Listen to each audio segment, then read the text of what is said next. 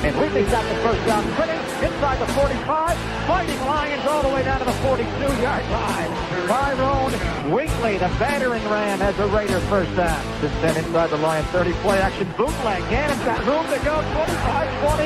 And he steps out of bounds. The Raiders first down on the 15-yard line. Touchdown Raiders. Randy Jordan blocked it. It's a touchdown for the Raiders. Randy Jordan does it again.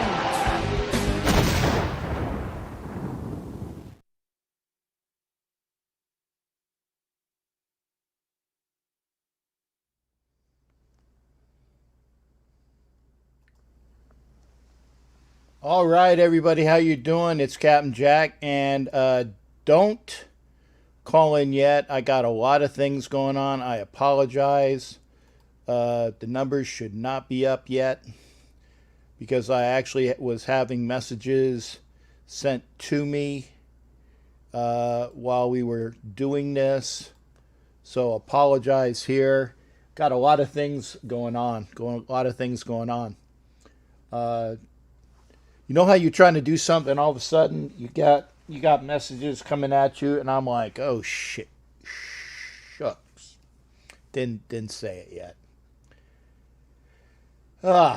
I even have a. In fact, let me go to the because I'm live streaming as well. So I got Facebook up. I got that. Hey, Jesus is here. Welcome to your first time calling in. Remember, and by the way, I saw Kelly was out of the hospital feeling better. Great to hear that, Kelly. I'm glad that you are feeling better. Welcome in. Jared, welcome. Let me see who's here. I'm gonna shout out, obviously, the YouTubers first. Jared, Heather Matheny. Heather Matheny, good to see you in here. For Life, of course. Again, Kelly Farley, glad that things are better for you. Who else is here? Jason Dean, good to see Jason Dean. He was involved in the Muddle show earlier today, as was Angela. Anna's in here. Mike Serra. Again, Jesus Torres. Thank you for calling in. Good to see you. Actually, you do spy the Captain Jack figure. There's actually two of them. You'll see them both later on, hopefully. Matt Marinovich, ahoy to you as well. And again, Kelly Farley are in here. This is another thing that's going on. As soon as I tried to put on Facebook, they gave me that this is the new Facebook look. And I'm like, I don't have time for this right now. And I'm trying to get out of it, but no, I have the new Facebook look, and I don't need that right now. I do not need that right now. And I'm not going to swear. I am not going to swear. But I'm like trying to get rid of stuff, and I got a bunch of things up, and there's messengers open, and it's not the right time for this. It's not the right time for this. I'm trying to get the conversation, even the conversations won't go away. I don't want to X out of them. It looks like I'm going to have to X out of them. I don't like that.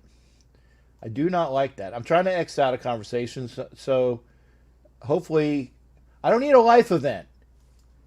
Now, if we were doing this right now, okay, and I'm going to try to put on, okay, that's, if you are on Facebook, thank you for being here. I don't see the comments because I'm afraid to push the darn Q, okay? I'm pushing it, and hopefully it won't sound off, okay? Yeah, of course, as soon as I do that, okay, yeah, there you go. If you heard that, that was because it immediately sounded off, and I didn't want that to sound off. My goodness. If I didn't have self-control, I would definitely be swearing. So having said that, and by the way, it looks like in the screen, it looks like we are watching Top Rank Boxing, so that's the reflection. So we actually have ESPN on for the first time in God knows how long as well. So again, if you are watching on Facebook, thanks for being here. Get over to YouTube. And the reason why I say that is because eventually, after I do the intro, we're going to YouTube. So get over there now. Get over there now. Let's see what else is here. Oh boy, big messes in Dallas and Washington. Yep. Matt and self-control. Yeah. Not when it's going to cost me possibly some alcohol. Ooh, I will try, Kelly. I appreciate that. I will try. So again, thank you for being here. Now, if you want to do the contest tonight, and I will figure that out, I will pick a number after the, actually, hopefully I'll be able to pick a number by this. At least it goes up to the top. In fact, let's do that. Let's do that. Okay, let's do the anonymous number thingy. I had that here somewhere. Social. No, it's not there. Money. No, not there. Gosh, where is it? There we go. We'll do that. Okay, let's go max 40. Okay. So right now, the randomizer with 40 being at least the maximum is number 26. So let's take care of this right now, because we might have a player or not. So 26. So going from the comments, looks like 1, 2, 3, 4, 5, 6, 7, 8, 9, 10, 11, 12, 13, 14, 15, 16, 17, 18, 19, 20, 21, 22, 23, 24, 25, 26 is Kelly Farley. So Kelly Farley, Kelly, I gotta ask, because I'm not sure. First off, are you old enough to drink? Because obviously, if you're not old enough to drink, you can't do the contest, because I can't do alcohol for somebody that's not old enough to drink. Okay, so Kelly Farley, are you old enough to drink, or do you drink? And would you be interested in doing the contest this evening? Because it was 26 was the anonymizer, or the randomizer, I should say. And it came up with you. 26 was your comment. What's contested? I'll get back to that, Jesus. What it is this: is that I take a random number, and I go down. Okay. Oh, you're 56. Okay. Well, I didn't know. I didn't know. Well, that means you are old enough to drink. Now, the other thing is with your medication, and this is what is, because I know, as a young lady, when you're on medication, okay, I know that alcohol is not good for you. So that's why I'm asking. If you would like to go, I can go to the next person. We can do it again. There you go. That's what I thought. So, Kelly, I'm very sorry, but because I know your medical history as well, I'm going to do it again. Okay, we'll do the random number generator again. Okay, so it's 29 now. That was the random number generator. So let's go to, which would have been 29. See if I'm right. 1, 2, 3, 4, 5, 6, 7, 8, 9, 10, 11, 12, 13, 14, Jason Hunter. 15, 16, 17, 18, 19, 20, 21, 22, 23, 24, 25, 26. Oh, 26 was Kelly. 27, 28, 20. It's still Kelly. Oh, God. Do it again.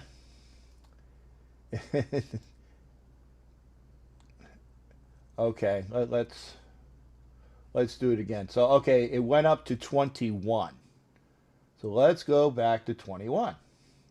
1, 2, 3, 4, 5, 6, 7, 8, 9, 10, 11, 12, 13, 14 is Jason Dean. 15, 16, 17, 18, 19, 20.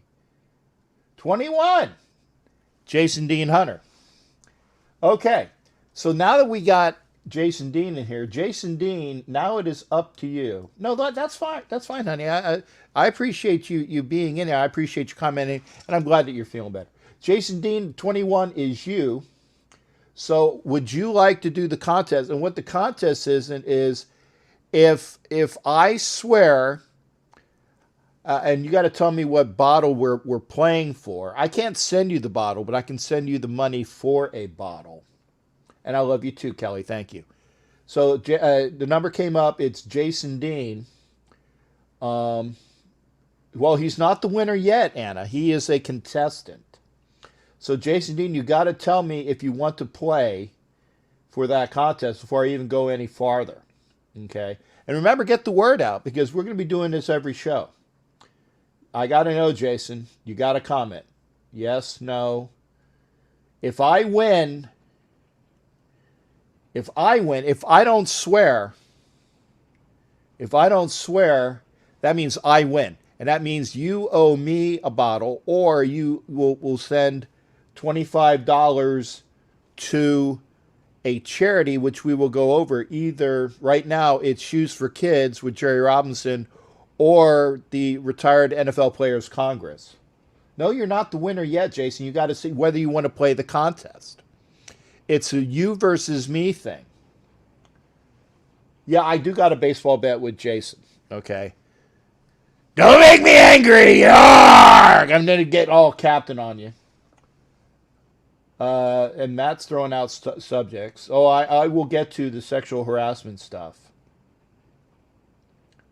Yeah, you were chosen try. It just came out. Jason, you want to? It's basically you versus me. If I swear, you win. But if I don't swear, that means I win. And that means, okay, you will play. So there we go. Jason Dean is in for the contest. Jason, a bottle of your alcohol. Ooh, it looks like we have a satellite loss. What is about a $25 bottle of whatever you're playing for? Does that sound about right? Okay, let's call it 25. So if I swear, I send you $25 and you buy the bottle of alcohol that you like. But if I don't swear, that means that you will send a contribution to one of the things that I'm my charities, or you'll buy me or send me the money. I think the Grand Marnier. I won't get the full $35 bottle of Grand Marnier. We'll do like a $25 Grand Marnier. We'll play for that. So we'll do that. Okay. Now that we got that established, let's go with we'll start off, obviously, with the news and views. Starting off, remember? Yeah, I know, Mike Serra, 20-0. 20 wins, but that we have to even see if that contest. Remember, if they don't even play a season, I win. Yeah, you send me. Okay. News and views tonight. And we were talking a little bit about it earlier. Okay. Where's the is this the right? Oh, of course, it's not the right screen. I know why. Okay. News and views for the evening. There we go. Starting with the first. And these are obviously the news stories for this week. In case you didn't hear about it, Zion Williamson has left the bubble in Orlando for family reasons. We spoke about this. Remember, a lot of these things were things we spoke about on the Coach Muddle show. So again, if you want to get your sports fix during the week, please join myself with Coach Muddle and Nevada Nick. It's Monday through Thursdays on Facebook. And I'll usually put the link up there. And we'll talk about this. And I got to ask, if you like what you're seeing, please start throwing out the thumbs up. Yeah. Zion went, but he says family reasons. Now, I was talking with Nevada Nick about this. And he seems to think that if he maintains, the COVID tests and he gets the testing done and then he comes back in X amount of time, he won't miss a lot. So we can only hope. But again, I mean, you got the Pelicans, which is really, that's their main cog right there. You definitely don't want to make sure that you lose him for any inordinate amount of time. Okay. While Xylon, oh, good night, Kelly. Love and respect to you, honey. You take care. Always good to hear from you. Love, love, love to Kelly Farley. Thank you, darling. While Zion goes, take care of yourself. You can bring a bubblicious babe, and I won't even say the B word because that would be a swear. Although remember in this contest, if I quote somebody and say this is what they say, that's not a swear. The following words are not swears. The following words are not swears. Damn is not a swear. Hell is not a swear. No, there's one more. Damn and hell. Oh, ass. Ass, damn, and hell are not swears. Okay? But the derivatives are. So I obviously have to watch that. Getting back to points, you know what the contest is. But you can bring a bubblicious babe, and that's why I have babe out there. Didn't want to put the B word because that is a swear. Hi, Jimmy Farrell. Good to see you as well. And there are ladies out there that their sole importance on their Instagram is that they are hot and sexy and that they are a bubblicious babe. That's what I'm going to call them in order not to have any trouble. To get in the bubble and be used as an object of affection. I will say that. And I mean, this is the way the NBA players are. Right. And and I'm quoting Mike Sarah right now.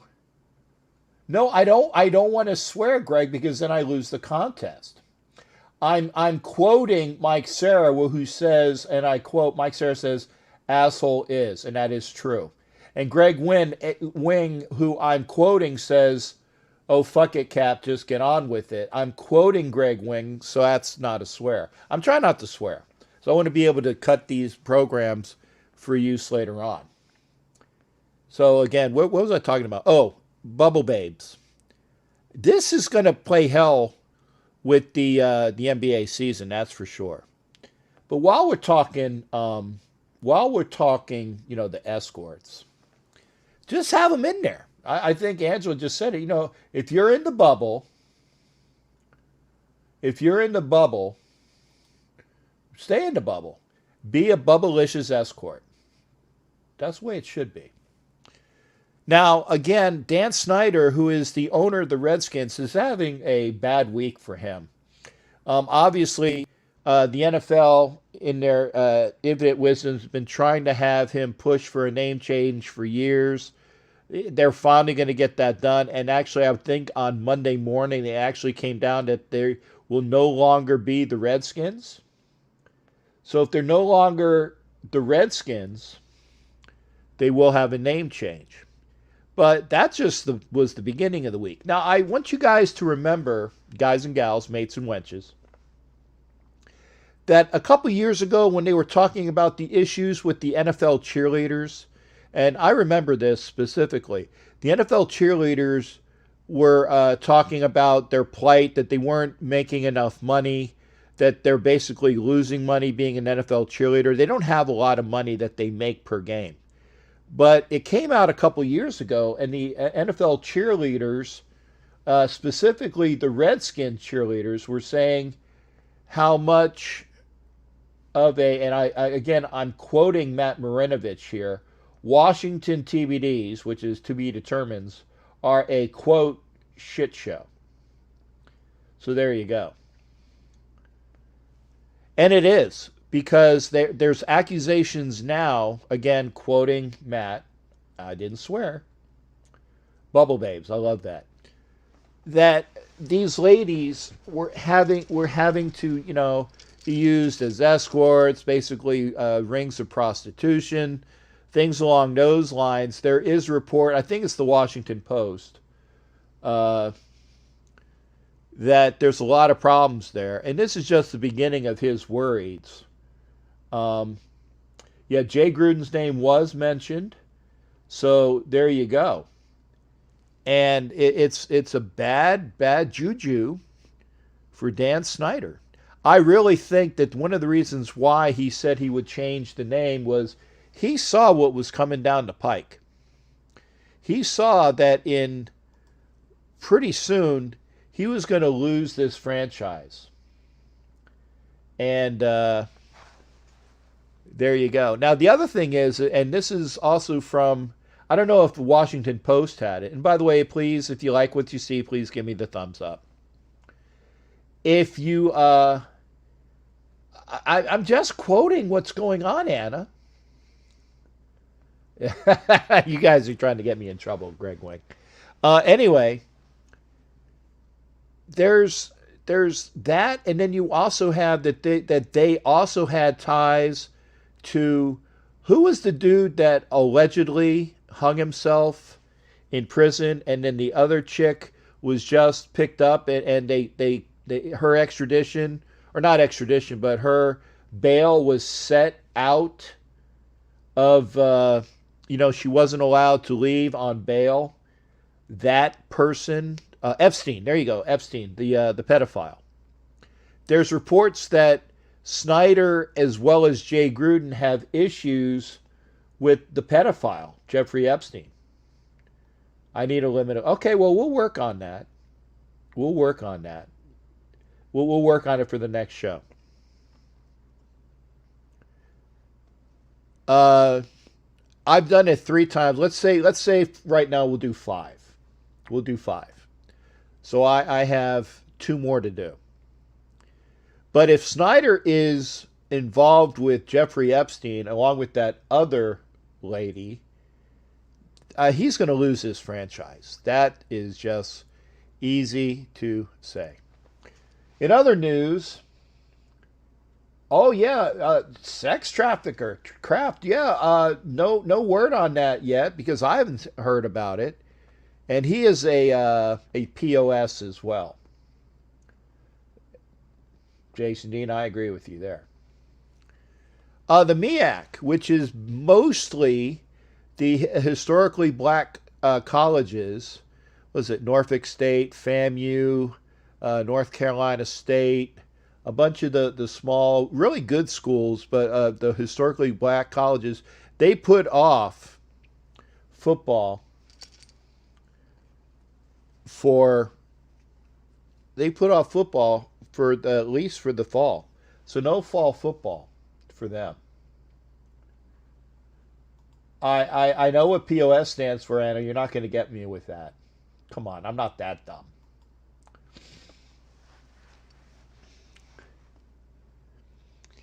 Pieces of fecal matter. That's for sure. Hi, Vicky. But the MEAC joined the Ivy League in saying that they're not going to have a fall season. They said that they might do a spring season. And while all of this is going on, obviously you know that the Big Ten, which has 12 teams, has already decided. The Pac-12, which has 12 teams, has already decided that they're not going to. Come on, Anna, please. I ain't falling for that. I ain't falling for no banana in the tailpipe. They pushed back. So the SEC, which I'm sorry to say, yes, I am biased, but the SEC is always the strongest of the conferences. Because unless you throw out maybe Ohio State or maybe Clemson, the SEC is the strongest conference. And I don't have no problem saying that. The SEC has not stated what they are going to do yet, and I think that's smart. They want to see what's going on. Places of statues. I like that. Greg Wing from the top ropes. Places of statues. Anyway, back to the news. No fans in the stands. We were actually kind of looking like about that already. We were thinking that maybe that's not going to happen. And it looks obviously in Philly it's not going to happen. Definitely in baseball. They're saying it in football. I think that Angela was saying that they were obviously putting out the tailgating issue as well. Cincinnati was one that was put up forward, and it's not going to happen. So there you go. Miami and Cincinnati. Thank you, Angela, for throwing that up there. No tailgating, no fans. So you can't even be in the stadium grounds. So for all of you people that were thinking about going to Vegas and at least hanging out around the grounds of the new stadium, looks like that's not going to happen. Barbara, I'm not on camera yet, honey. That's why. I'm not on camera. I'm doing slides. You'll see me in a minute, honey, and thank you for joining me. I appreciate you being here. Love to see Barbie Bennett. Love you, babe. Great to see her. And finally, and we've been talking about this again and again and again, will we or won't we? You know, you got the bubble babes, or like Don Henley would say, you got the bubble-headed beach blonde, comes on at 5. You know, it's what it is. You got the bubble babes. You got people in and out of the bubble. And, you baseball with people that are opting out. You got Deladon and the WNBA opting out. And she has Lyme disease, folks. And they're saying that they're not going to pay her, and that's just wrong. Hollywood, I'll be on screen in a little bit. I'm doing the headlights, or the headlights. Boy, that's Freudian. The highlights of the headlines. There you go. So that's where you get headlights. That is definitely Freudian. But the NCAA, I just saw this on BSPN, says data is pointing in the wrong direction. Data is pointing in the wrong direction. That is not what we want to see or have done this portion this soon. It's unfortunate, and we'll see. Now, going back to what we some of the charities that we are playing for, and I thank you for saying that. Angela agrees that the Deladon thing is BS, and it is sad. Again, one of the charities that we'll be playing for tonight is, if I win, Jason's going to be making a deduction to, I think I have enough Grand Marnier, so I think that we're going to be kind, and it'll either be a deduction to the Players Congress. Go to the website, playerscongress.com, check it out. I mean, even if you're not in the contest, check it out. Get yourself a really nice T-shirt. When football was football, great way to. Vicky, I didn't read them yet. I apologize, honey. I've been busy. I really apologize. Oh,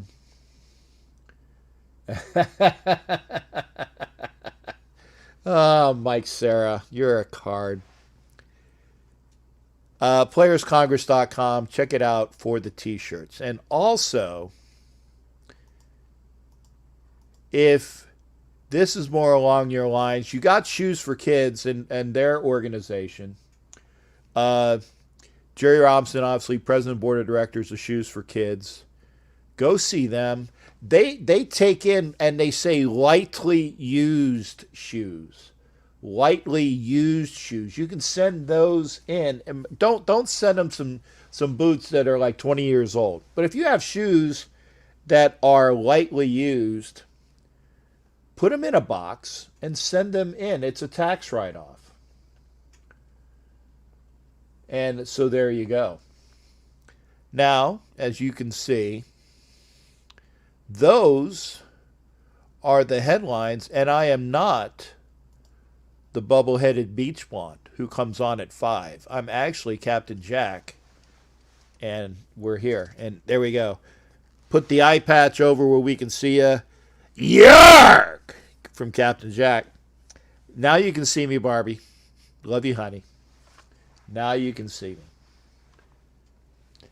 And again, love to Nana. I think it's Gaiton.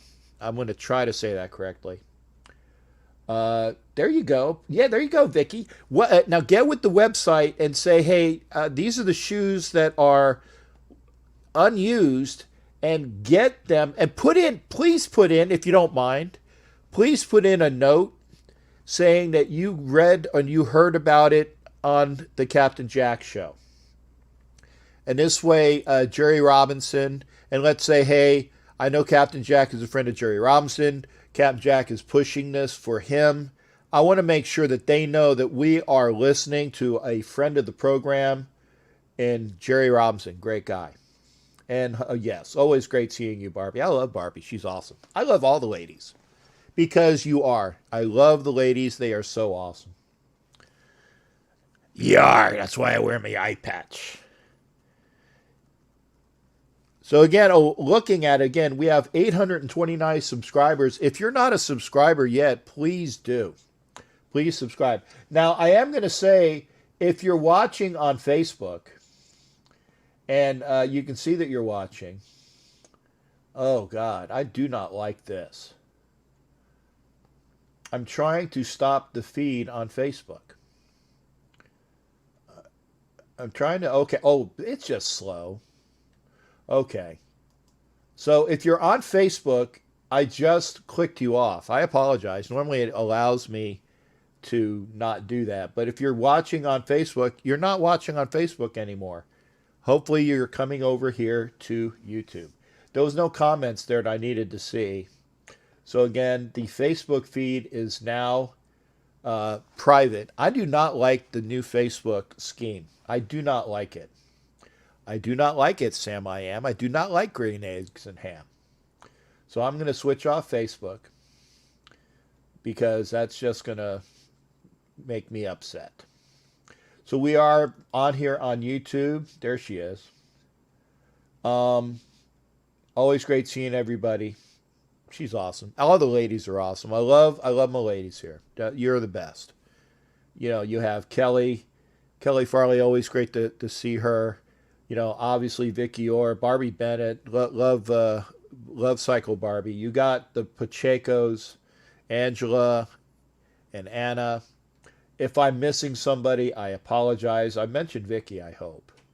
Oh, Miss Matheny is actually new to the show, Heather. And so, yeah, Heather Matheny, I know she is a relative of, or an in-law of Hollywood. It's good to see Hollywood. Now you can see me, Hollywood. And again, I switched off Facebook. So now it's just us cool kids on YouTube.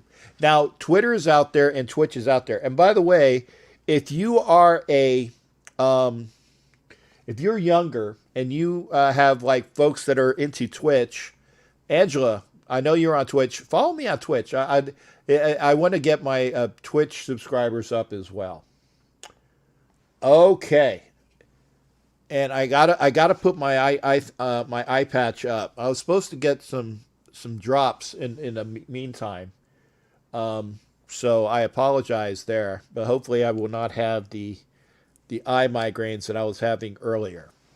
So it looks like yeah, you are a cool kid, Jason Hunter. Now that I've said that, and we've gotten through some of the topics that we can talk. There's a lot to talk about. There's a lot to talk about. So let's say if you want to call in, you got the number 813-699-0834. Facebook Messenger is available as well, and you will see that in a minute. And then you have the Skype, and let's turn all of these on as well. Obviously, Facebook Oh, that's why I got to keep Facebook on. I knew there was a reason why I had to keep Facebook on. Okay, let me put that back on. I see. I knew there was a reason. So Facebook is on. Excuse me. I had some. I did have. Was it like a chef salad? God, this is slow. Okay, Facebook is on. Messenger is on. How do you switch it to the old Facebook? I don't know how. Well, somebody's calling in. All right. Well, Jared is calling in. We'll figure this out while we're here. Jared, how you doing, brother? Good to hear from you. What's going on over in Pittsburgh? The Pittsburgh Report with Mr. What's Jared yes, Di Girolamo. yes, indeed. What's going on, Captain Jack? Not much actually. It's been drizzly off and on throughout the day, so it's not been too bad, however. But it's still a little warm here, however. But the big story, obviously, of course, everyone knows by now, is the whole Washington Redskins fiasco. Yeah. I mean, that's just. I was just talking to my buddy from Front Row just a few minutes ago. I mean, this is just so embarrassing. This is beyond embarrassing now. I don't know why Dan Snyder can't just say right now, I resign. You know, I mean, after the week he's had, however, with the team name change, and now with all these allegations coming out, however, not these allegations, these whole stories coming out, I mean, this is ridiculous. Well, I think the reason why is because, first off, you're like the captain of the ship, and you want to go down with the ship until the ship goes right up to the bridge, and the bridge is, remember in Titanic where the captain was there, and he was there until the water pushed into the glass and he went down with the ship. I think Dan Snyder is there because he wants to see if all of these allegations stick, or if it's just conjecture, if it's something that he can say, well, this is all hearsay and BS. So that's why he hasn't done anything. It's like, remember that the owner of the Clippers, what was his name, the Jewish guy? Sterling, there you go. He stayed until it was so much a preponderance of evidence against him that the NBA forced him out. I think the NFL is going to be doing the same thing. There has to be a preponderance of evidence in order to convict Dan Snyder. And if there's a preponderance of evidence, I should say an abundance of evidence. Preponderance is the wrong word. If there's an abundance of evidence against Dan Snyder and Jay Gruden, then they're going to say, hey, we're looking at this. And if you want to forego any legal issues, because remember, the NFL can say this, but you can say, hey, I want my day in court. So you can say, I ain't doing anything until I get a court date. So this might be messy for a long time. And I think that's one of the reasons why Dan Snyder has not opted out yet. Yeah, but it's just only a matter of time. I'll tell you, there was an article here in Pittsburgh today about one of our writers, Ron Cook, wrote how and said, let's be real, we shouldn't expect college football in the fall. And I think you and everyone else out there should take a look on that story. It's a very detailed story, if you will. But shifting gears, however, from the NFL to the golfing world, however, Tony Finau was the story of the day today, shooting a 66. He is one shot ahead of Ryan Palmer and Brendan Steele, two clear of him. Tiger Woods had a 1 under 71. But the big story of the day, however, is twofold. One, Bryson DeChambeau on one of his shots I think it almost drove the length of the green. I think it was on the opening hole of the game. And then I heard that Jack Nicklaus, however, was a little peeved, if you will, however, about these long drives today. I don't know if you heard about that story. And this is Jack's golf course, too. Yeah, he said, however, he took off the gloves naturally. He said he's seen enough, however. After his course was torched last week, in which the winning score was 1900, currently under attack from 400 yards by his punch, Bryson DeChambeau, he called out the USGA and the RNA to make equipment changes to the golf ball in the near future and said the following. The golf ball is a very simple thing to fix, and I've been preaching about for 43 years when I first went to the USGA, however. I mean, that's a long time to be studying something. Guys, stop studying and do something, will you please? Jack, I'm sorry. What do you want these guys to do? These guys have massive good golf swings like DeChambeau, like DJ, like Phil, like a Tiger, like a freaking young kid, like all these young guys like Jordan Spieth. I mean, what do you want them to do? In my estimation, it's Jack Nicklaus, and I love Jack Nicklaus, don't get me wrong. So do I. But Jack Nicklaus is that old guy that he's on his home front porch, and he's screaming, "Get off my lawn, you young whippersnappers!" That's what he's doing. Yeah. Because you got physics going with you. You got you got balls that are made better. You got clubs that are made better, and you got athletes which actually they go into computer swings and they figure out how to get more distance off the drive. It's technology and it's people that want to do their best. And there's really nothing that you can do as that old guy on the porch. Jack, give it up. Yeah. And the thing is, too, however, I mean, what was it? Just a few years? I think it was not even a couple of years ago. I think it was. However, they were outlawing the belly putter. However, and some people still use the belly, but some of the people don't use the belly anymore. So, what are you going to take away next? However, their driver, their 3 woods, their 5 woods. I mean, come on, give me a break. You can't stop the drive of adaptation. Technology. It's going to continue to drive forward. It's going to make the game better, but it's going to make things different. So until you start making courses that are going to address this, remember they tried to quote unquote tigerize Augusta, right? Did that work? Yep. No, it didn't work. Unless you get these new courses, which will make things so long that it's going to take the average golfer out of the equation. Or you're going to have, like, I think they have, what is it? They have the women's tees, the regular tees, and then the champions tees, right? What they'll probably end up doing is you're going to get these, maybe, and this is just conjecture on my part, maybe they're going to have like 4. There's going to have like the women/beginners. And again, women, I'm not saying it. There are some women that can knock off the medium tees, and they're very good at that. So I'm not saying that that's where they need to be. I'm just saying, per golf, there's the women tees, the regular men's tees, and then the champions tees, or whatever they're called. They'll probably end up making a 4th tee, which means it will back up the pro golfers even longer, so they will take into account drives off the tee and more hazards. They're going to have to make it a much harder course for those people. That's just the way it is. Yeah. Well, if they want to also change some of the rules in the PGA, I mean, not to say every tournament is a big thing, however, but you still got your 4 majors, obviously, and you have some good tournaments like the Nicklaus tournament and others. Just shorten the golf season a little bit, just cut back on some of the out-of-state and out-of-country tournaments, like especially in the fall and the winter. I mean, you're over in Asia, like playing over in Hong Kong and Korea and Australia, October, November, December, which has good weather, but at the same time, if you want to shorten the PGA season or just the golf season itself, take a few months off, however, and just take a little bit of a break, I agree, but you got to have the people to do that, and then until such a time that they're going to do it, we'll see what can be done.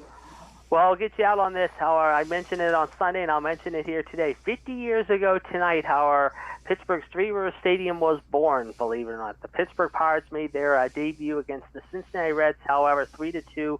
They unfortunately lost that game, and as I mentioned to you on Sunday, Willie Stargell was actually the first Pirate to hit an upper deck home run in the brand new stadium in front of 48,000 people. I have a couple friends' dads who were at that game, however, and it's so funny because a couple weeks before that, Forbes Field was actually playing their last game after 61 years against the Chicago Cubs, the same Cubs who opened up Forbes Field in June of 1909. And Jared, I can say this, it is 9:49 p.m. on the 16th of July, 2020, and the Pirates still suck.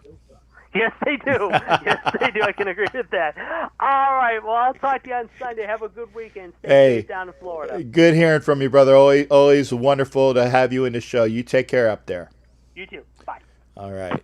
That was our Pittsburgh report, which means that we have the you don't need to knock out the caller anymore, so let me change that. Line is open, 813-699-0834. You can watch YouTube. I cannot see.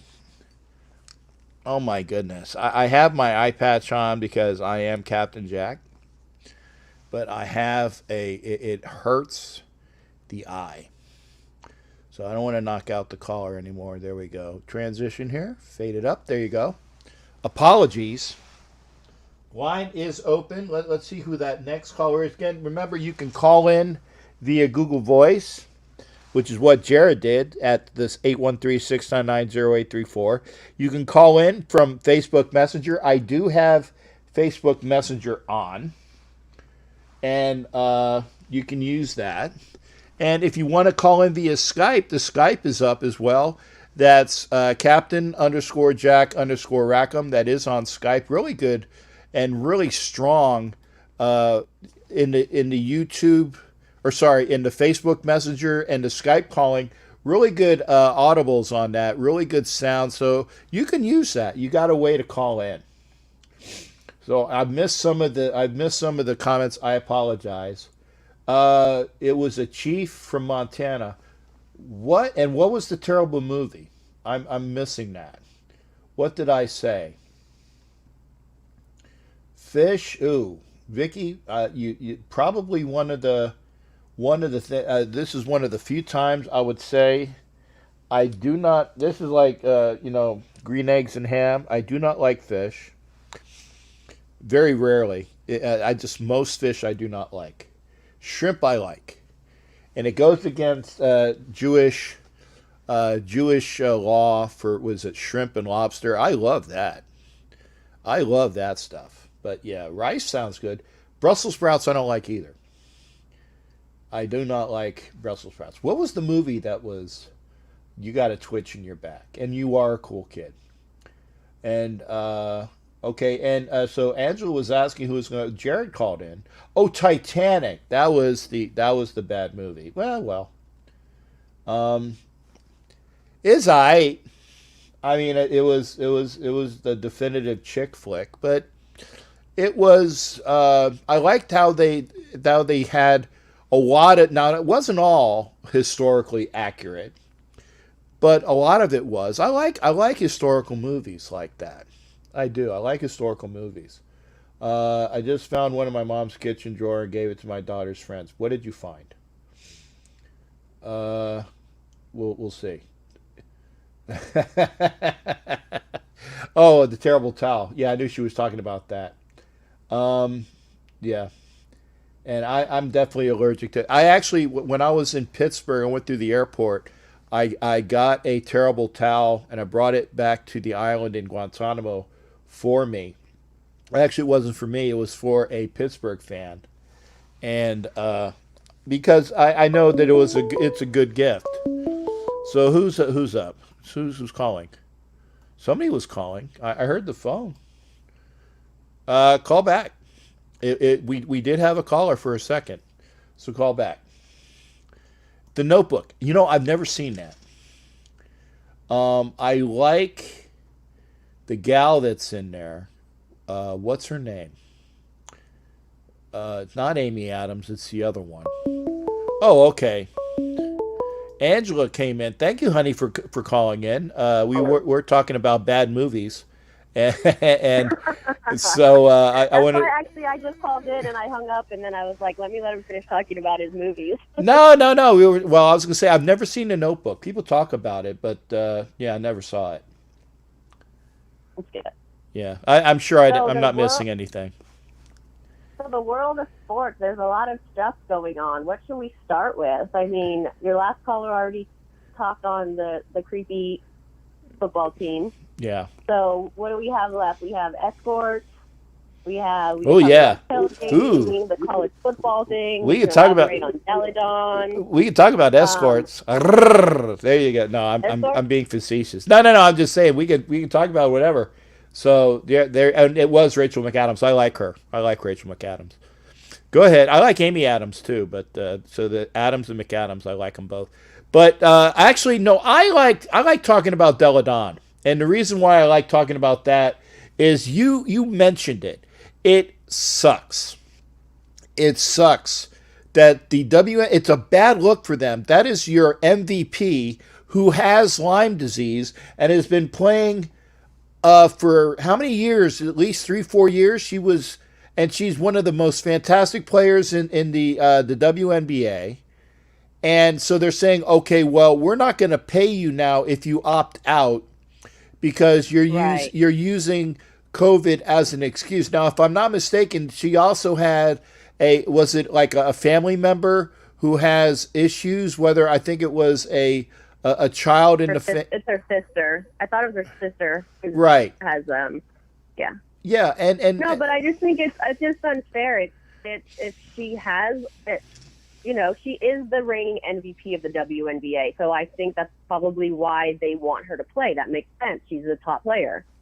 But with that said, I don't think sacrificing her health is fair. And if she has doctor's notes and she should be exempt from it, and then threatening not to pay her, I just think is ridiculous. And I don't know if this is a women, like a feminist type thing or what, but I mean, would they treat a man in the same way? Maybe, but I mean, I don't know. And honestly, she only makes like $200,000 a year anyway. So she needs her money. It's not like we're talking about millions of dollars like the men make. Right. And I really think that, let me answer your questions that you posed. Would they treat a male like this? In that respect, they would, if you give in the parameters of a league. Let's say it's not the WNBA. Let's call it the Professional Men's Badminton League, okay? Which doesn't have a big following. And you have Joe Schlabotnik, who is the MVP of the badminton. And I think there actually is a badminton league, if I'm not mistaken. There's a bunch of leagues out there. But you have a league which is foundering, and this Joe Schlabotnik, who's been your MVP, wants to opt out because of his issues. And there's not a lot of fans in the badminton league. So, again, the WNBA has a decent amount of a following. But like you're saying, she is the face of the league, so they don't want to lose her. They're already on, and I don't want to say in dire straits, but they're already losing if they lose her.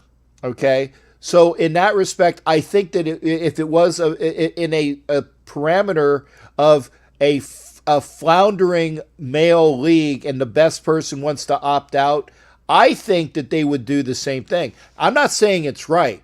I'm really not. I'm not saying it's right. I understand why. While you're comparing WNBA to badminton, I guess I was thinking more just WNBA versus the NBA itself. Well, that's the point, though. The NBA, the guys make millions of dollars, and they wouldn't necessarily. I mean, would the NBA miss LeBron James? Sure, but they have enough of star power across the board that missing LeBron James, they have Kawhi Leonard, they have Chris Paul, they have, pick any number, the Brow. They have any number of people that they could throw into the equation, and they wouldn't miss a beat. I'm just curious because I don't know the answer to this, but is Zion still getting paid? If he's under contract, yeah, I believe he is. But he's opting out. He's not opting out. He is taking a leave of absence, which is different. It's semantics. But see, that's kind of what I'm saying. It just doesn't seem fair. I get it, but and she has a personal immune system issue with herself, where it could be very dangerous for her. I agree. She has a medical. Yeah. I mean, she's got like family issues or something. I get that's unfortunate as well, but one being able to take a leave of absence versus one not being able to opt out because of medical. It's just kind of a little bit mind blowing. Yeah, and again, I agree. It's a bad look for them. It's a bad kind of like the bad look I have right now, where I can't get my Molossos to show. There you go. See, now I'm getting, it's a better look for me with that because I kind of move things around. But the WNBA, this is bad press. And there is such a thing, the old expression, there's no such thing as bad press. I disagree with that. Right. This is bad press for the WNBA. And what I think will eventually happen is there will be a lawsuit. And I think that if not a lawsuit, I think that there will probably be somebody with big pockets that will pay her salary off so that she's not going to miss it. Well, I actually saw that the Mystics were going to pay her salary, that they had agreed to, but there's nothing finalized, and I guess her agent's the one saying until we actually get that in writing, there's a concern for that. Right, and the WNBA said that now I don't know whether if there was a WNBA thing that said that the league is not held viable or responsible for that. And there's a difference between what the league says and what her own team, the Mystics, says. And if the Mystic owner says, okay, I will pay her, which is what they should do.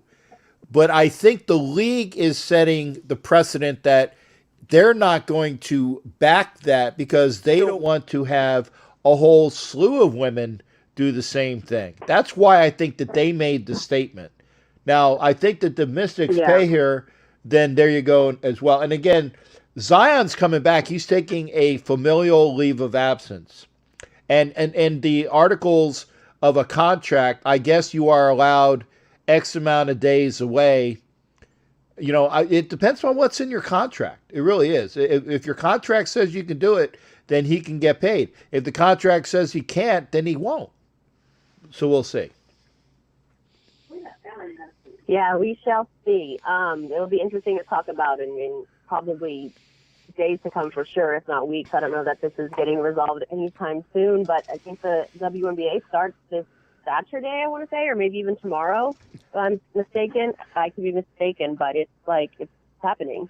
I would be lying if I said that I was keeping up. I haven't. I haven't been, and it's not because I'm prejudicial towards the WNBA, but there's more on my plate, quote unquote, with the big sports. And if you compare the WNBA to Major League Baseball and NBA and the NHL and thinking about what pro football is going to do, that would I mean, at the highest, it's going to take fifth. And that's at the highest. Yeah. And again, Well, that's no slight. You've heard me say this joke before, but I am a supporter of the WNBA. With that said, they are used to playing without fans already, so there's that. we saw your joke, and that's I mean, it's a good joke, but it's true. It's true. I mean, they do have a following, though. I mean, there are teams that make quite a bit in sales of their fans because they do, like, I think the Chicago team, I know the Sparks have a very good following down in L.A. See, folks, I do know what some teams are. I actually followed them. The New York Liberty, the Los Angeles Sparks, the Mystics in Washington. There's three, and I wasn't being prompted either. There's three. That's pretty good, actually. Yeah, I like that. Because those teams are known. Do you think the WNBA will have a escort bubble of their own for the gentlemen to come into, or is that just for the NBA? You are giving me a joke that I can do so much with. I'm teeing it up for you. Come on, Captain Jeff. Well, okay, let's see. Either a gentleman or other bimbo escorts for the WNBA teams, depending upon your persuasion, correct? Oh, well, yeah, that can go both ways, but don't vote. There you go. There you go. I mean, why are you just saying, why is it just male escorts? Because there's Brittany. I don't think Brittany Griner is going to be interested in some dude. Well, and I was thinking the other way too. I'm sure there's some NBAers who wouldn't be mad at a few guys in there as well. Yeah, what was the name of the gay NBA player? I can't remember, but it was quite a stink, and no, that's no pun intended. But yeah, I mean, you can have. I think I missed that. I didn't even know about that. Yeah, he was the NBA player that was gay that came out. He had some injuries. I think he played for the Nets. I know it was a black guy. I do remember that. Can we get, and I'm quoting Anna Pacheco. I am quoting Anna Pacheco for quote number 4. Can we get a bullshit on the WNBA? Can we get on drink coming? Nope, that's 4. So I still got one more. Anna. And I will show that. She's trying. I told her she needs to save her tricks for when I'm in the running. Yeah, there you go. Yeah, I would do that too. There you go. To switch gears a little bit, I just want to, I don't know, I don't think anyone's talked about this today from what I've heard, is the Bubba Wallace crashed out of the race by, I think it was Michael McDowell or something like that. I don't know if you follow NASCAR at all, but I don't actually. I just thought it was an interesting headline. And I found it interesting because when the whole, controversy came down with him, I thought, I hope he stays safe at least, because I don't want fellow drivers to try to take him out. And it wasn't a severe crash. They just nudged him enough to kind of knock him out. But if it was an accident, I don't know, maybe it was. But he seems to think it was not. Mm-hmm. By the way, I think it's an interesting story. It is an interesting story. Vicky, you're not up on the rules. I have 5 quotes. I can do 5 quotes. And we just made that because people were saying that I was using too many quotes. I can quote 5 people, 5 swear words, and that's it. Get up on the rules, honey. I love you, but you got to get up on the rules. I don't need to take a shot, and I haven't done one yet. So there you go. I don't even have any alcohol tonight. So if I had to take a shot, I'd have to go get some. So there you go. But getting back to NASCAR, I actually was going to do a subject, and it was with the preliminary reports with Bubba Wallace and the Noose. And if you remember this, I put this up as a possible thing to talk about. I said, will NASCAR ever be friendly enough, friendly being in air quotes, for there to be the bigotry to be gone in NASCAR? And I don't think we'll ever live to see that. There will, in my estimation, there will be bigotry in NASCAR. I will be well in the ground until there's even a modicum of non-bigotry in NASCAR. Because remember, folks, we're talking Jackie Robinson hit the color line as far as baseball in 1947. Okay? And how many people are still bigoted in baseball, the pastime of the United States? It's now, I will say it's the pastime. It's not the prevailing #1 sport, but it's the pastime of the United States. There's still a bunch of bigots out there. It wasn't until 1962 that the Red Sox signed Pumpsie Green. And that was the Red Sox in 62. It wasn't until 62, 63 that those Redskins signed the guy that they traded for, because they gave up the rights to Ernie Davis to the Browns, and they signed the other guy from the Browns, okay, who was I think it was Mitchell was the guy's name that the Redskins finally signed. That, now granted, that's a generation ago, but do they still allow? Is Augusta still just for males? Yes, it is. It wasn't. I mean, they had issues with Tiger Woods winning, and that they said that they weren't going to allow him to have the feast in the clubhouse for years. Remember that? So we're going slow on this. That's insane. Yeah, that's crazy. Yeah. I think it's going to be a long time before anything. I mean, it's probably just never going to end, to be honest. Yeah, I think it was Bobby Mitchell, Jason. I believe it was Bobby Mitchell was the first, at the time, called Negro, first Negro player, otherwise known as, to me, a black player, to this generation, African American. He was the first Negro player for the Washington Redskins at the time. And yeah, it wasn't a news. Well, Greg brings up the guy lied about the so-called news. There has been there for years. What is a controversy? I mean, I'm just reading the headline and bringing up talking points. Yeah. It's definitely a controversy, though. Whatever side you're on, it was a controversy. That's why Right. it was in the news and spoken about, and the whole back and forth thing. Right. And Greg, I'm with you. It wasn't a news, but here's the thing. And I'm going to tell you something that I know. And by the way, we love Angela. But if you want to knock her out, knock her out in a good way. If you want to knock her out, she's available to be knocked out here. But here's the thing. The noose was quote unquote noose was found in the compound. And it wasn't a noose. And I will tell you something that I learned in the analytical field. First reports are often wrong. First reports are often wrong. In the intelligence field, you get a piece of hot press, says X is going on at this coordinate. It's a firefight. X amount of people have been killed. X amount of people have been taken hostage. Yada, yada, yada, yada, yada. First report. And it's often wrong. The whole thing was handled irresponsibly, for sure. The whole thing was handled irresponsibly. Right. But it's still a controversy. It is. It is what it is. It is. It's controversial, and it wasn't a noose, and it was something used to get the door open, if I'm not mistaken. But there you go. All right. So I have before someone knocks me out, I have one last question for you. Okay. Actually, no. Wait, you don't answer it. I already know the answer. We'll see what the audience says. Okay, so I don't answer. So you want the audience to answer? Okay. Don't answer. Well, Okay. yes. Which Brazilian model is hotter, Adriana Lima or Giselle? I know the answer to that one. Say it again, folks. Okay, and we'll take the answer off. Say it, Raiders, real quick, honey. All right. All right. Bye. Bye. Love you, Angela. Love you, Mama Moon. There you go. And now we have Houston Steve. Houston Steve, I want to make sure that people know which Brazil. Now, this is the question. Which Brazilian model is hotter?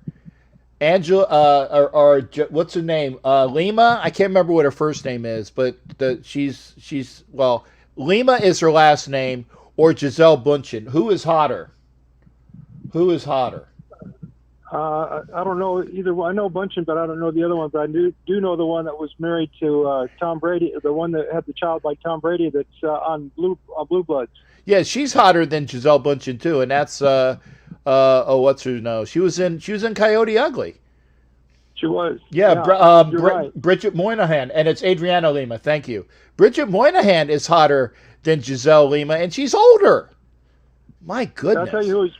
I'll tell you who's really hot too, that I've actually met back in '85 when I was working at the Bonaventure Hotel. When I was living down in Fort Lauderdale at the time, I actually briefly met Linda Carter, and she is one of the most beautiful women I've ever seen in my life. Her eyes are, man, she put a spell on anybody just by the, but she was also, but she was really sweet about it. I mean, what do you say to her that she hasn't already heard, right? You're trying to be cool and casual about it. But yeah, she and Jacqueline Smith. I know everybody liked Farrah Fawcett, but I was a Jacqueline Smith fan myself. Yeah, I love Jacqueline Smith. I mean, I did like Farrah Fawcett, but I'm more of a brunette guy. I like brunettes more. I love Jacqueline Smith. I liked Farrah. I thought Farrah Fawcett was hotter than Kate Jackson, but right. That goes without saying. But I love Jacqueline Smith because I thought she was hot. And I've always loved Jacqueline Smith. And by the way, my goodness. I will tell you one blonde that I've always found was sexy as hell is I saw Barbara Eden when I was in the military back in would have been the early 90s when I was in California down in Long Beach, and we went to, Sophia Loren. Awesome. But I saw Barbara Eden at a club in Seal Beach, and she had a limousine and she was drunk off her booty. And she took home a couple of, and I did witness her taking a couple sailors in her limousine. I did witness. Okay, now they have stories which I can neither confirm nor deny, but I did see her taking some young sailors in her limousine and leaving the club, and they had stories about doing "I Dream of Jeannie," Barbara Eden. Now, whether that happened or not, but she was hot. She was smoking hot in the early 90s, man. You look at her now, she's still smoking hot. But there you go. She was my first crush. She was showing her belly button. I was only a 5-year-old kid. So I was watching I Dream of Jeannie. But, and of course, I was a Marianne fan. I was more of a Marianne than a Ginger. Marianne was girl next door, and how can you not like... Were you more of a Ginger fan or Marianne fan, or a little bit of both? I liked Tina Louise a little more because it was the reddish auburn hair. I mean, Marianne was nice looking, but I thought Tina Louise was hot. So and that was Ginger, and then Marianne was God, what was Marianne? Dawn Wells. There you go. Yeah. So there you go. Of course, my dad was a big fan of Sophia Loren and Rita Hayworth. Rita Hayworth. Rita Hayworth, man. I love and for folks that don't know who Rita Hayworth is, remember the first model poster that is in the Shawshank Redemption when they were doing the movie. What was the movie? Oh God, it was the one that she's famous. Gilda. There you go. Yeah, Gilda. The movie Gilda, when she flips her hair, and then Morgan Freeman says, "I love it when she flips her hair." That's Rita Hayworth, hot as hell. So we're talking babes here. We're supposed to be, damn you, Steve, we're supposed to be talking sports. Okay. I wanted to tell you that before I get to I know Angela and Thor were talking on their show about the most memorable game. I want to tell you my most memorable game was the game in Houston the day after Al Davis passed away. I was in the restaurant business, and my boss walks up to me. Everybody up there at the restaurant knew I was a big, Al Davis Raider fan. And they said, Al Davis just passed. I just heard the news. This is an early Saturday morning, about 8 o'clock Houston time, which would be, 6 o'clock East Coast time. And he says, I can't believe this. And I go, what? He says, your owner just passed away. It was just like somebody in my family passed away, as it was for you and all the Raider Nation. That was. The next day was the game, and it was just. And I saw Rhinestone Raider and everybody out in the parking lot. She was passing out the owl patches and everything. And I was sitting in the south end zone up in the upper deck and everything. And before the game, Willie Brown was out there. And of course, Bob McNair, the owner, was talking to Mark Davis for a long time. But you saw Rod Woodson. Rod Woodson was down there. And, of course, Willie Brown and everything. They had a moment of silence like they did at all the other stadiums. And it was surreal and everything. And then so they went ahead and everything, and the Raiders did. And then they made that famous comeback, the Texans did. And Schaub started running for the end zone. And I thought, oh, my gosh, we're going to lose this game. We're going to lose this game. And he stopped because one of our defensive guys came up, got up in his face, put his hands up like they always taught you in football. Always put your hands up going after the quarterback. Disrupt it. Do whatever you can. So anyway, he put his hands up and he just lofted the ball over it, and Michael Huff got that interception. And they said there was only 10 men on the field on that play, and they said no, Al was the 11th man. And That's right. And we're all jumping up and down, captain and everything, and everybody, all the Raider fans were just yelling, or what, it's off.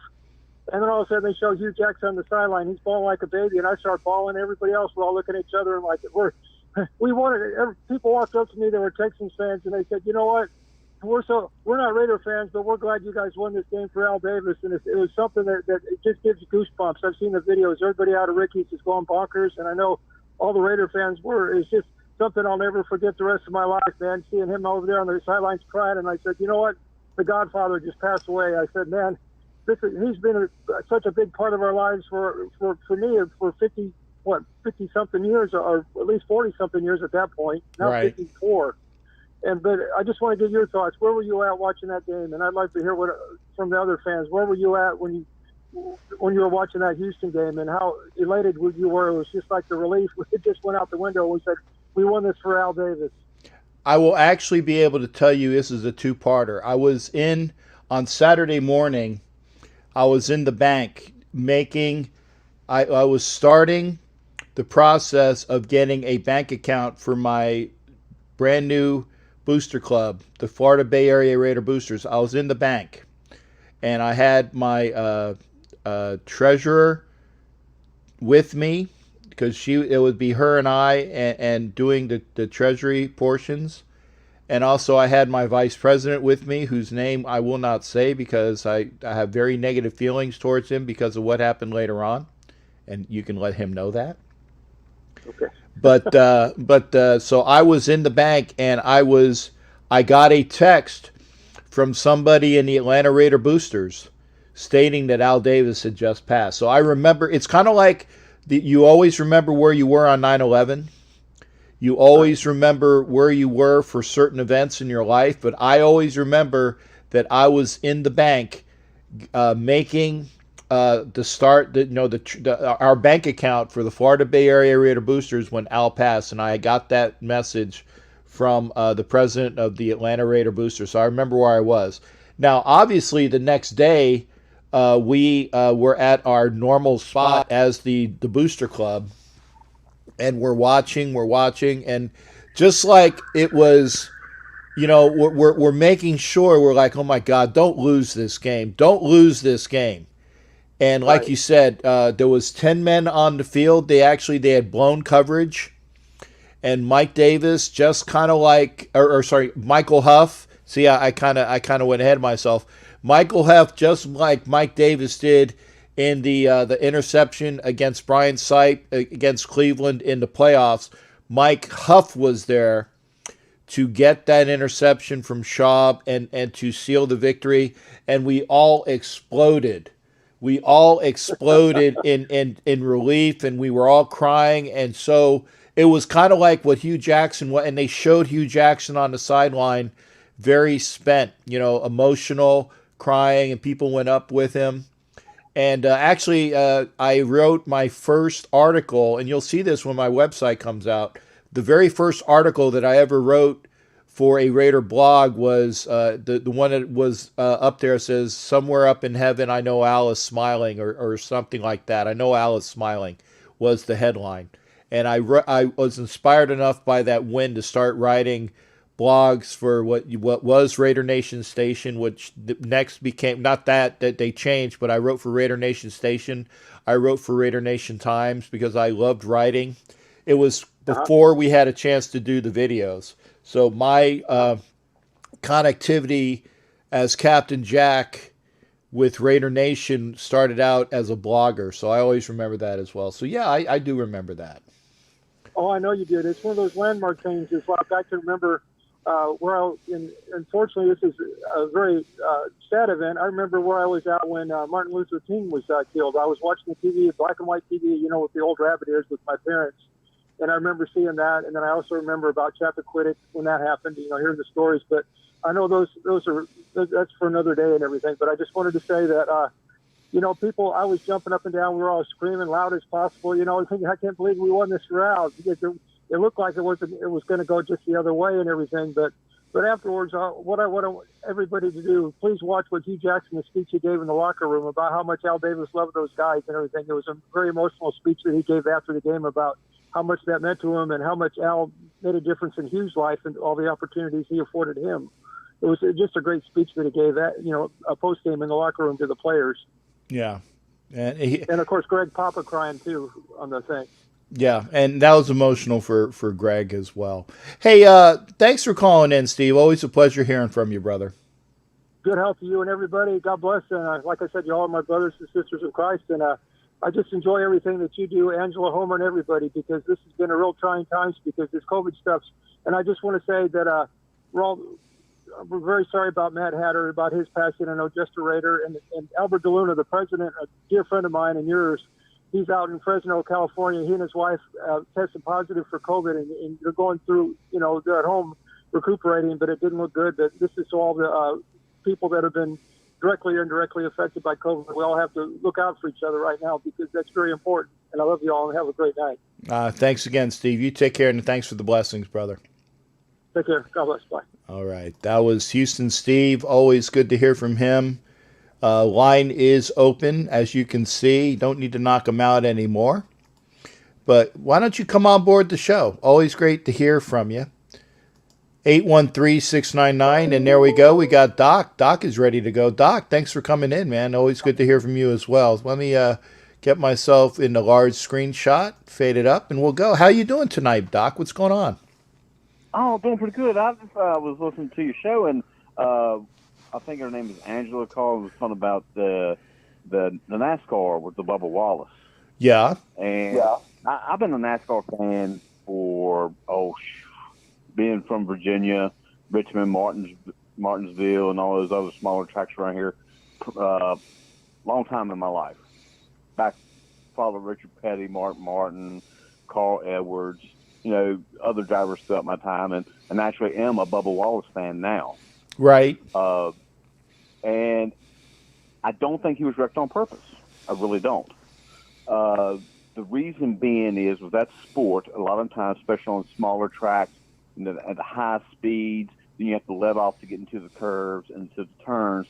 They're inches apart at 200 miles an hour. Mm-hmm. A slight miss or a slight bobble, or one person lets off too soon, or one person doesn't let go enough. Plus, in smaller tracks, they do a thing called bump drafting. When you get it right up on them, you almost rub the other person's rear end. Sometimes you actually do rub their rear end. Rubbing is racing, just like it says. Rubbing is racing. Rubbing is racing.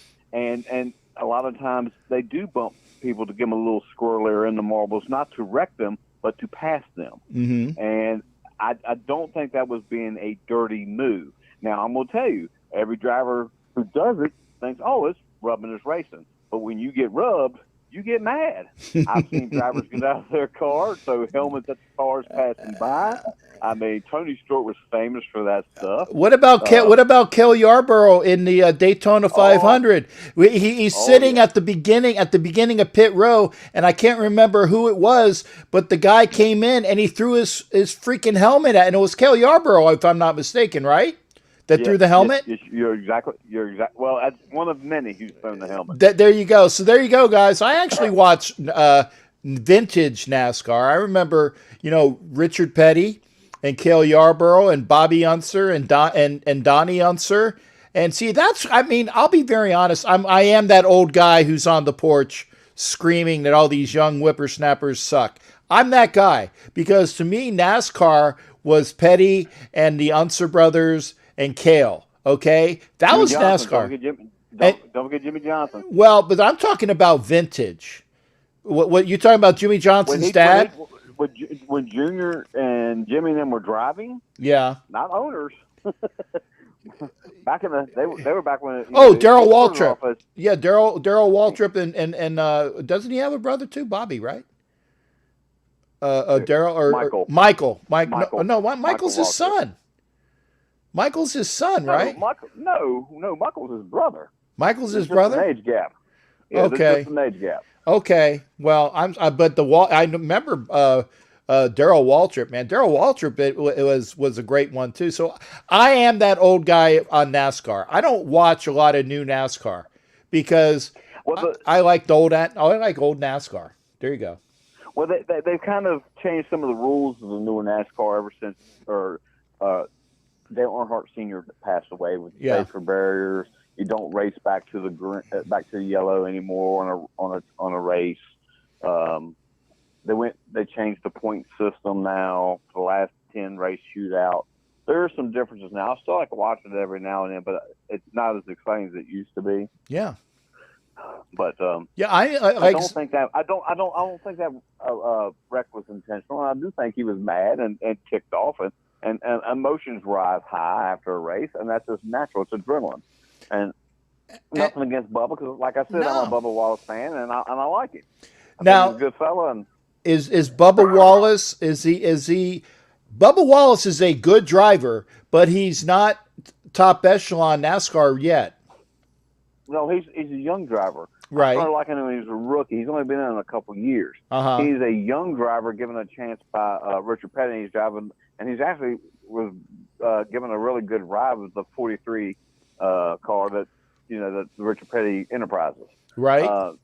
Not every rookie gets top rides. Richard Petty, yeah. I was gonna say, but I'm gonna tell you, Bubba Wallace earned his stripes in the smaller racing circuits and worked his way up. Right. So he earned his place there, and he's another reason I don't think it was racial is because people do draft with him. I remember back when Shauna Robinson. Do you remember Shauna Robinson? One of the first female drivers back like late 80s, early 90s. I'm sorry. I remember Janet Guthrie and Danica Patrick, but I don't remember that name. I apologize, Doc. She was in the middle between those two. Okay. And they used to call her Shauna Oops, I Wrecked Again Robinson. But the reason is no one would draft with her. They actually and they wouldn't, if you don't get draft partners, you'll get left behind because 2, 3 cars, 4 cars on a road drafting together is faster than one car by itself. I mean, there's a lot of strategy in racing. Yeah. But they draft with Bubba and they race with Bubba. So that was a pull down.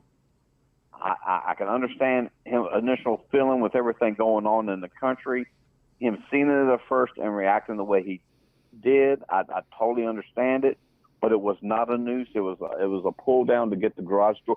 Some people like me are shorter. People put ropes to pull down the doors to get them started. Right. You okay, Doc? And that pull down was there. Yeah, I just took one of my medicines and it's been choking me up a little bit. Okay. One of my pills, but I don't got COVID. Matter of fact, I just recently got tested in high school and I got a negative test. So I know it ain't that. Good. Glad to hear that. Not a fun test, people. I haven't had one Not fun. yet. I have not had one yet, and I'm actually kind of reticent to get one because they're saying that long swab up your nose is not the nicest thing that you can ever have up your nose. I felt like it was going to poke out my eyeball through my nose. Kind of like the scene in the original Total Recall when the guy took the eyeball out through his nose. Oh, it was awful. Yeah, it was awful. And the back of my eye hurt for like a day and a half. Ooh. Okay. Well, I'm not one. It was not hurt, but like ache. It was uncomfortable. Aching is about. It was uncomfortable and aching pain.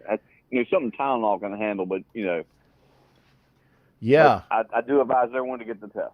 Okay. Well, I will when I know that if I'm symptomatic, or if there is a means for me to do it, or a reason for me to do it. I mean, trust me, folks. I've already been on the bandwagon and said, wear your effing mask. That is not a swear. I did say effing. Wear your mask, okay? And Angela, you seen it was the original Total Recall with Schwarzenegger.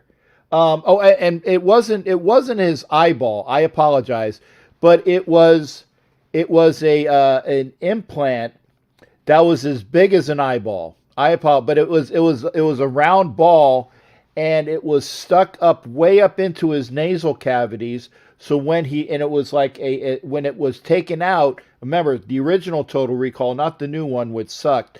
He took it out. He had a very large ball, kind of like a ping pong ball looking object that he had to grab, which was a tracker, and he took it out through his nose. That's what I was talking about. There you go, tracker. There you go. Thanks, Jason. But that's very uncomfortable. So I'll take your word for it on that. And on the news around here, on the Redskins, I was just watching. I had it on in the background. I was listening to you. The 15 women who've come out, supposedly, none of the charges are against Dan Snyder or Bruce Allen. Okay, but other employees of the organization. Well, doesn't mean he's not responsible. Doesn't mean he's not responsible being the owner. Right. I'm just saying, him personally, none of them are saying it's him. Right, and that's the reason why I'm saying that there's a reason why he hasn't given up his ownership yet. It's kind of like, and I hate using this as an analogy, but everybody was on Joe Paterno. They called for Joe Paterno's head when that POS, and I can't remember his name, the assistant coach who I'm glad I've actually forgotten his name, the molester. When it came to Joe Paterno's attention of what his assistant coach was doing, Jopa went to the Board of Regents and stated, I have a problem in my program. My assistant head coach, defensive coordinator, and Sandusky. Thank you there, Jason. I actually have forgotten his name. So Joe Paterno did what he was supposed to do, and he reported it. But the people above him quelched it. They didn't do anything. So it's a matter of, they said that it's not Dan Snyder. They said that it was not Bruce Allen. Notice who they didn't say it was. They didn't say... They didn't say nothing about Gruden. Exactly. They didn't say, oh, it's not about Jay Gruden. They said, no, it's not about Dan Snyder or Bruce Allen. Okay? Now, whether there are more people that are going to come out and say, maybe, Snyder and Allen are both aware, and possibly, and very likely. Well, they did say there was 14 non-disclosure agreements. People about statues, or people on statues. That's what POS means, Anna. She's trying to get me to swear. Santa Rita, wow, I'm very sorry to hear that. The jail in Santa Rita has a big COVID case, or wow. Excuse me. Pardon me for burping. Jerry Sandusky, thanks. But yeah, we'll see what happens on that. And thanks always for calling and talking about NASCAR. Like I said, we'll talk anything we can. We will talk anything we can. And it's always good hearing from you, brother. You take care. Yeah. All right. Well, you have a good night there, Captain Jack. Be well. Thanks for calling in, Doc. All right. Bye. All right. So there we got from Doc. Doc gave our NASCAR report, per se, and was talking about the... I know, man, bumping is racing. Bumping is racing. That's the way it is in NASCAR, old NASCAR. If you're behind somebody and you're drafting's racing too, and bumping is part of drafting, which is part of racing. Burping, I can't help if I burp. My goodness, it's the barbecue sauce. TBD's announcer quit today. Thank you for that, Matt. So the announcer, do you know who the announcer is, Matt? Is it somebody that's famous or within the industry? If he's involved, wow. Thanks for that word, Matt Marinovich. Great insight. Thank you from that as well, Matt. Line is open. Again, if you like, I will later on. And a second new rule, burping.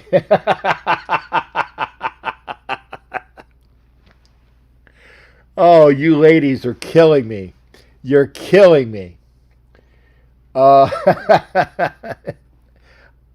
Man, unreal. I gotta take a drink on burping. Well, actually, I will hopefully get rid of some of the indigestion or heartburn. But that's just funny. His name is No One Cares. No, there's announcers. Nope, haven't done it yet. Anna. Line is open, 813-699-0834. That is the phone number. If you like what you're seeing, please give me a thumbs up. Captain, why do the ladies want you to get wasted? Because it's fun. All the cool kids are doing it. You guys can take shots when somebody else swears, if that's what the game is. For example, okay, and here's something.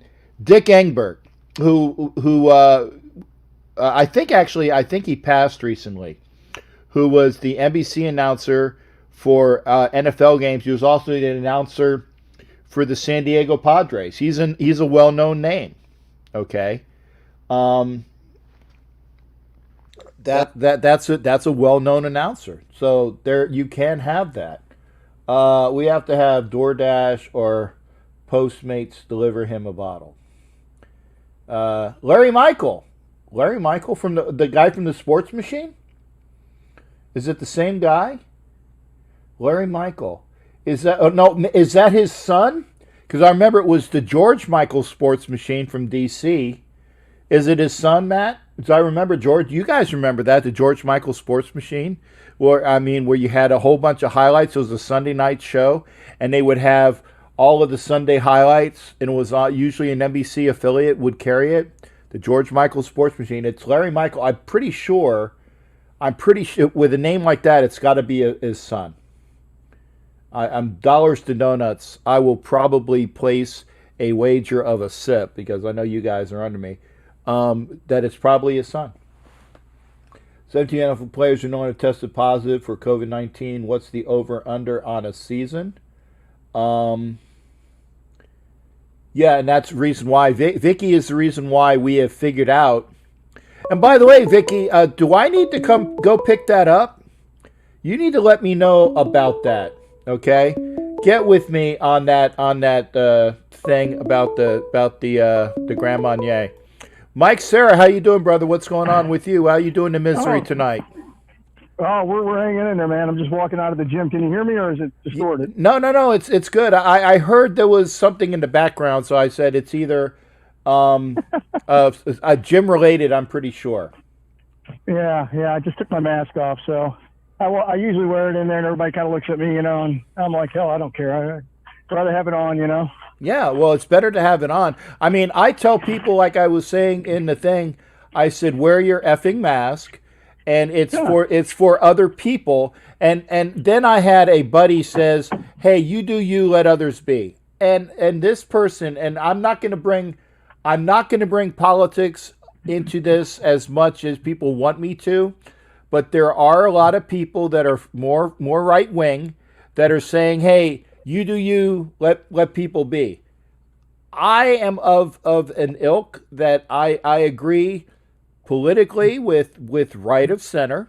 I'm just going to say that. I believe politically with right of center. But I'm also of the ilk that I am a person that I don't want to get sick. So if it really, unless you have a doctor's note saying that you can't wear a mask because it's bad for you, why aren't you wearing a mask? Okay? I know that there's things about civil liberty. I get that. I agree with that. But this is beyond that. Well, and I work in an office building, and, we have about 20 people there, 25 people working there. We already had one guy test positive. I don't want to be the guy to bring that crap in my work, I just don't want to have that responsibility. So I'm figuring I'm checking, I already told you I have a daughter that works with COVID patients. She's a nurse. So, I'm already at risk. So I try to be cool about it. That's why I wear my mask there. I'm more concerned about getting other people sick than I am about me getting sick because I'm healthy enough I can probably beat it. I'm hoping, knock on wood.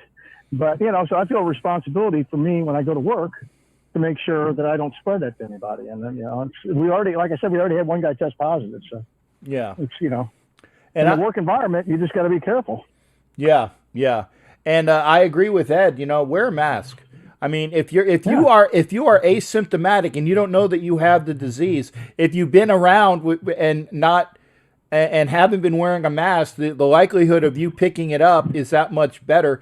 So it's like if you're wearing a mask, I have a little bit of protection wearing a mask for myself. I have a little bit of protection on, but it's not for me, it's for other people. So if you're not wearing a mask, I really don't like you. I really don't. Well, I don't like it. It's your responsibility. It really is. That's how I look at it. So right. But hey, I wanted to bring up the Jay Gruden situation. I'm glad he was not hired by John Gruden because this would just be another distraction that we don't need for the Raiders. I agree. And the story now, there's one story that I heard about. I saw a list of what was going on. I don't know how true this is. Apparently, Jay Gruden and this other running back were sleeping with the same gal. I don't know how true this is. I read it. It was a Facebook deal, so who knows? And apparently he found out that this guy was sleeping with this girl he was sleeping with, so he benched this guy. Now, this is the craziest story, so it almost sounds made up. He benched the guy, so the running back that he played in place of him missed the block that caused Alex Smith to get his leg broken. Oh, really? This is the craziest story I've ever read. And I know you don't believe everything you're reading. I know, especially on Facebook. But this was like a list of everything, and this is this was the last one that was on that list. And I just can't believe it. It sounds too far fetched, but still, the fact that it was brought up is the fact that it would be a distraction to the Raiders if Jay Gruden is the coach of the Raiders. So now, I hope John Gruden isn't listening to this. Right. Well, but is this the story out of the Washington Post? Yeah, well, this is one of the stories that was supposed to be in the Washington Post. It's supposed to be published in the Washington Post, along with the drug abuse and the sex offenders and all this stuff with the cheerleaders.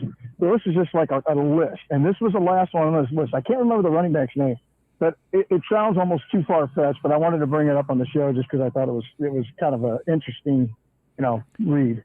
Yeah. Well, I mean, there are stories that I know about the Super Bowl.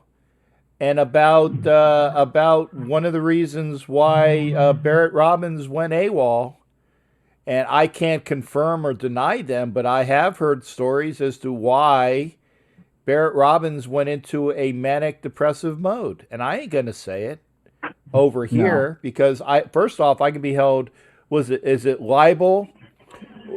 Is libel in the air or is it like printed? There's the two ones. There's libel and then I could be held. I can't remember. I'm not going to say slander, isn't it? Slander. There you go. Slander is like talking to somebody. Yeah, right, right. Well, I don't hope I don't get hit for this for mentioning this story. No. You're quoting a and story. I hope the guy John Gruden doesn't listen to your show because he'd probably want to kick my ass. Not Jay, but John. Well, if John Gruden listens to the show, I would love that. Because you would love it, yeah. I would love John Gruden to listen. I mean, because John, I want to work for the Raiders. Maybe you can help me get a gig. Let's put it that way.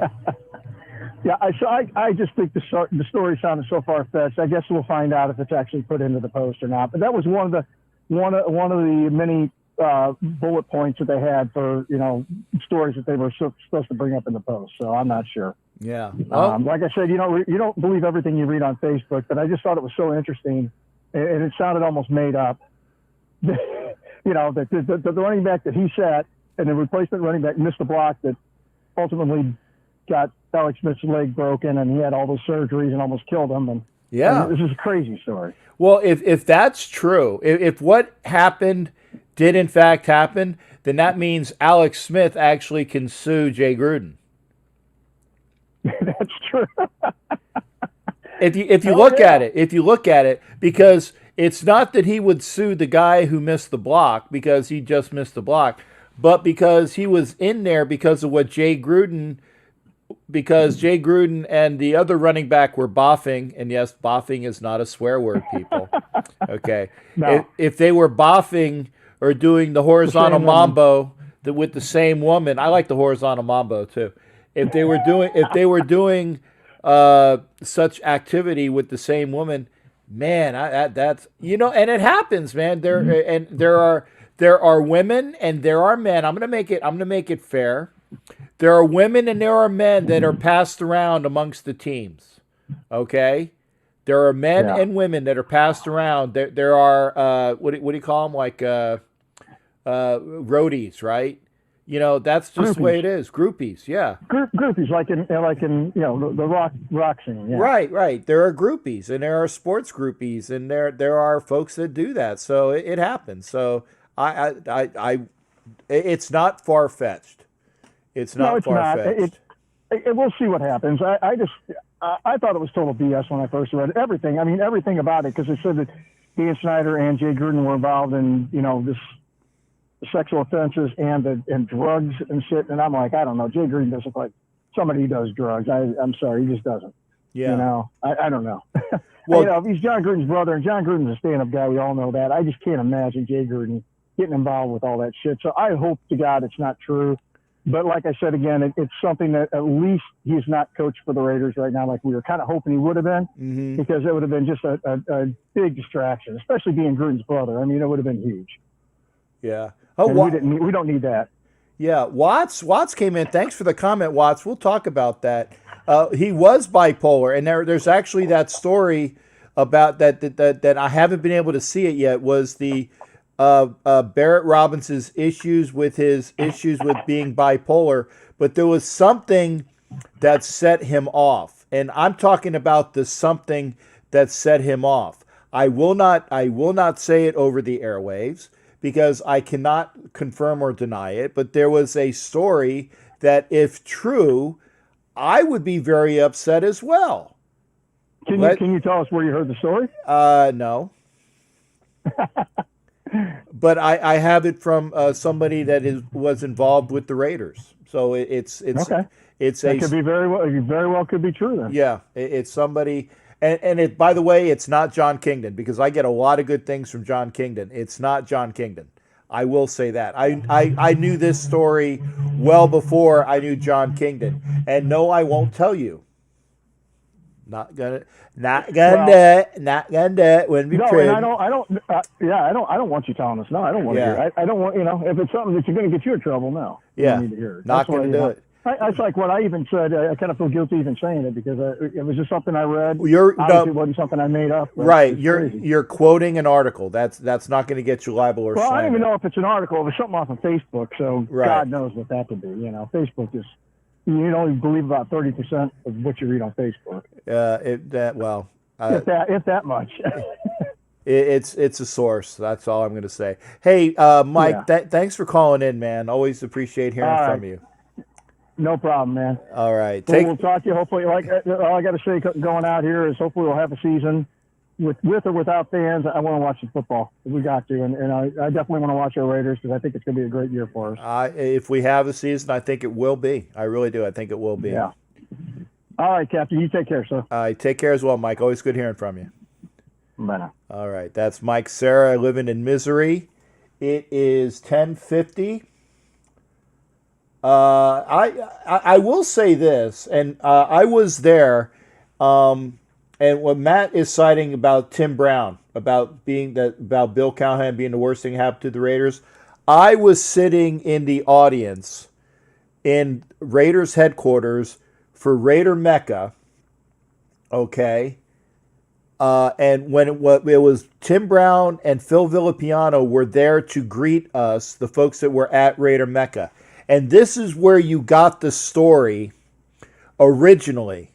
The original story that from Tim Brown about how Bill Callahan threw the game. With the original source from that, I was there in the audience. It's on YouTube. It's on YouTube. I was there in that audience for Raider Mecca. Whatever year it was one of the early years. It was Tim Brown and Phil Villapiano and a bunch of people at Raider Mecca. Okay. I was there for that story. Okay.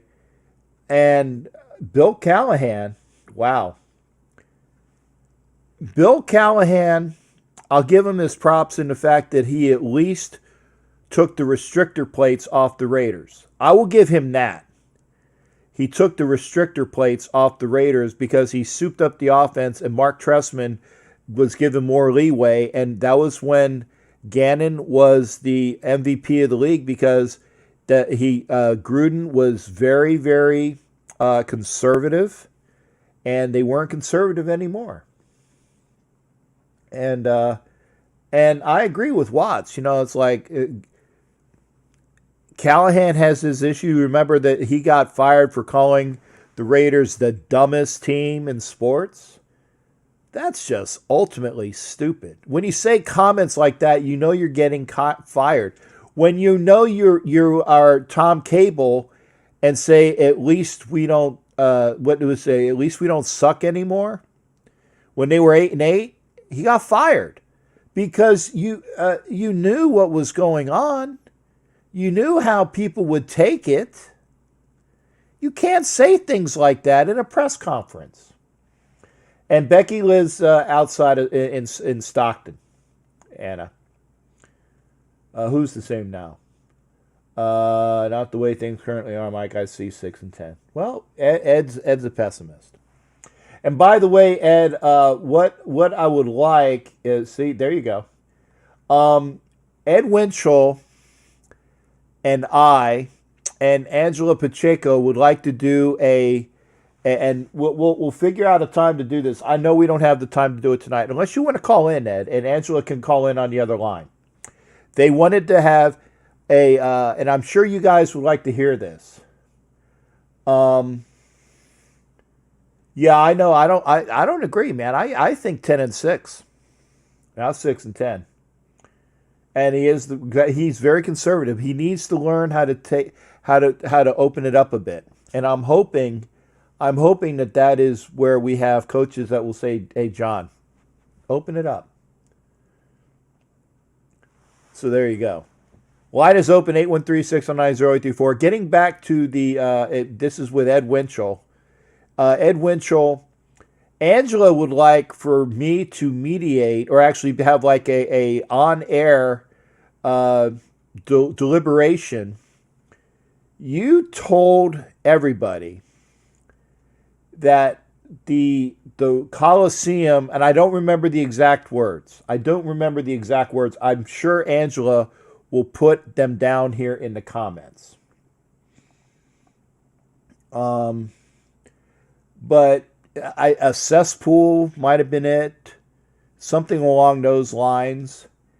And yeah, I agree. Ruggs will allow the offense to open up, but and here's the other thing: If Gruden is put the restrictor plates on Carr, then it would be up to Carr to do it. And if Carr has orders from Gruden not to, then you have the same result. Despicable. Okay. Angela said that you used the term despicable. Okay. So what I'd like to, and what Angela would like to, is to have like a mediation. Is for you to come here. Despicable. There you go. See, even Ed says it was. Okay, so that's the word. That's a push button word. Okay. That's a push button word. Sports Uncover has a podcast about the whole Barrett Robbins Super Bowl issue. Yeah, Mike, I know you guys, and send me the link again because I wanted to watch it. But there is a reason that Barrett Robbins went off. Whether the reason is true or not. And it involves another player on the Raiders. That's all I will say. Stadium has a system that only accepts debit or bank cards, no cash. It's a machine that you put money in and a card comes out. Is that in the new stadium? Because a lot of stadiums are going to no cash. But I have that, and we're here. It's almost 11 o'clock, but I'm feeling good. I'll go over if you guys are enjoying it. I mean, if you guys are enjoying the show, I'll be here. Watts, I love seeing Watts. I love seeing Watts. And thanks for joining us, Watts. Both Mike and Becky are here, so we got that. Vicky wants me to swear, and so does Ann. I'm not doing it. I had 13 horses and trained them, broke them, rode in parades, did calf pinning, taught people how to ride. Oh, that's cool. Runfro and Regs is Freddie B and Branch 2.0. I agree. It has to be done, though, and we'll see if it actually is done. Well, Raider G is going to be here with us, which is cool. So I'm always enjoying Raider G, so we'll fade to, not fade to black, we will fade to G. Raider G, how you doing, brother? What's going on? Whack 'em, sack 'em, crack 'em. He has the #1 Raider podcast on all of YouTube. Brother Captain Jack Rackham. Oh, I love that. Hey, thank you. I like that. I actually, I need to use that as a drop. I'll have to try to. Okay, wait. It is in what portion? I'm looking at the thing. Oh, so it's almost at the 2-minute portion of the recording. I'll have to get that out and use that as a drop. Because that makes for a great drop. I love that. Oh wow, I'm flattered, man. I'm flattered. Yeah, I like that, man. What's going on? Hey, thanks. Hey, I was just listening to your show, and just wanted to comment on the whole Barrett Robbins thing. I haven't went on YouTube. I just want to tell you the story that I initially heard. Okay. Whether it's true or not, I'm not going to reveal the source. But what I had heard, the reason why he went AWOL, Barrett Robbins, is because I think it was the night before the game or 2 nights before the game. I can't remember. It would have at least been 2 nights before the game because he came back. Actually, it would have been like, I think, Thursday night. Okay. Uh-huh. It came down on high that the game plan had to be changed. Uh-huh. Barrett Robbins, him being the center for the Raiders, he was like the quarterback of the offensive line. Uh-huh. So the 2 weeks leading up to the Super Bowl game, you basically make certain protections, you have certain calls and everything that you have to make. But the night before the game or 2 nights before the game, that's not the time to be doing it. Yeah. That's not the time to be doing it. All that changed. Since you're the quarterback of the offensive line and you had that much responsibility, based on from what I heard, Captain Jack, that's the reason why he flipped, because now the whole game plan just went topsy-turvy, But again, I'm not a name dropper, so I won't say where it came down as far as, who changed up the game plan or what. But that game, for the most part, I was kind of puzzled because, we had Tyrone Wheatley as the running back, and I think we had Charlie Garner as the running back. Yep. And that whole year, Tampa Bay had issues. Alexa, stop. I'm sorry, G. I wanted to get Alexa before she went in. Go ahead, Okay. brother. Yeah. No. Yeah, I was going to say that whole season, Tampa Bay's defense, they were good when it came to rushing the quarterback, but they had issues with bigger running backs. If you remember that year, it was Deuce McAllister, a lot of other running backs they had issues with because Warren Sapp, that whole defensive line, they were basically small offensive linemen. Small and Raiders quick. Yes, they were small and quick. Exactly. The Raiders, we had a humongous offensive line, and we had Tyrone Wheatley. But for some reason, the game plan was to pass the ball, and we didn't run the ball consistently. And the thing is, basically that day, John Gruden had two football teams on the same field because Bill Callahan, it was John Gruden's playbook. So John Gruden knew the plays even before it happened. If you go back and look at all of the old John Lynch interviews or the some of the things that they're saying where they're mic'd up in the Super Bowl and John Lynch is saying, it's just like how we did it in practice.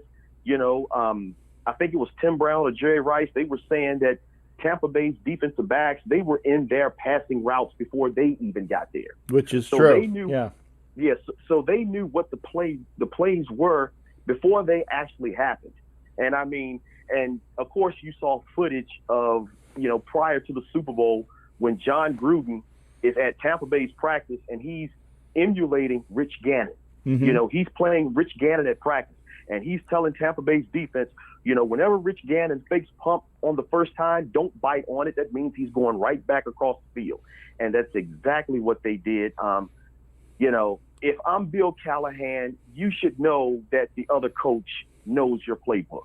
Right. But it's one thing that Tampa Bay's defense had a problem with that whole year was against bigger running backs. And, it pisses me off just to even think about that game because we didn't take advantage of that. And that's all I basically had to say, brother. No, I appreciate that. And I'm gonna throw something else at you. Do you remember what the score was the last time prior to the Super Bowl? The Raiders played the Buccaneers, I believe it was the season prior, or might have been 2 seasons prior. They played them in Oakland. And other than Simeon Rice, who I think was the only real addition to the Tampa Bay defense that was different than the team that went out to Oakland, either the year prior or 2 years prior. Do you remember what the score was on that game? No, I don't. I sure don't. I do. It was what was it was 45-0 Raiders win. 45-0. And remember that, folks. Look it up. It's true. And it is and John. Yeah, and this was a John Gruden offense against the Buccaneers under Monty Kiffin's Bucks. Okay, now granted, the Bucks were coached by Dungy at the time. So they were kind of, Dungy basically let Kiffin run. It was kind of like it was Dungy's job to get the offense going, and he did not do that, which is why he was escorted out of town and was told by the Colts basically the same thing. Hey, the other guy, whoever his defense coordinator up there was, he has the defense. It's your job to soup up the offense. The Colts defense is good to go. Fix the offense. And he did that. Okay. So here it is.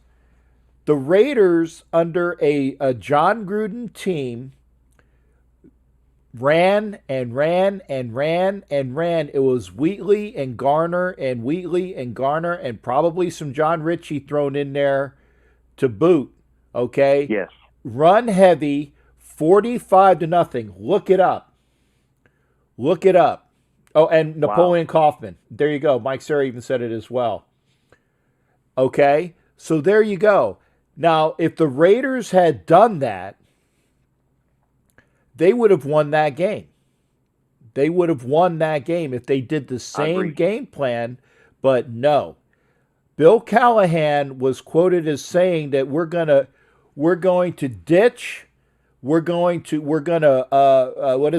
dance with the lady that brought us here. Basically, it was pass. Gannon had MVP year. And again, this was the last time that any team had gone from the conference championship game to the Super Bowl the very next week. It's the last time it's been done, and it won't be done again because there's always that week in between. That was the last time that they played the conference championships on one Sunday, and the very next Sunday was the Super Bowl because there's usually a 2-week period. So you gotta figure that as well. So Callahan he said, well, we're going to do the same. We're not going to change a thing.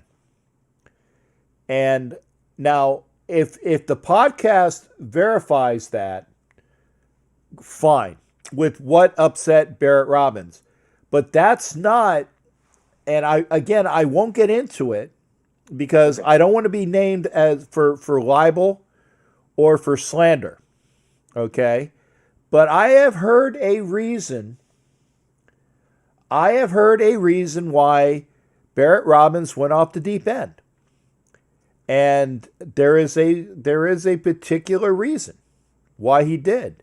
And I don't know whether that's in the podcast. I got to watch the podcast, and I will definitely try to do it. Okay, and I will see that. But it's interesting. But again, it's not what you people might think. And so what you're saying, Captain Jackie, is you're gonna give us a cliff. It's going to be a cliffhanger.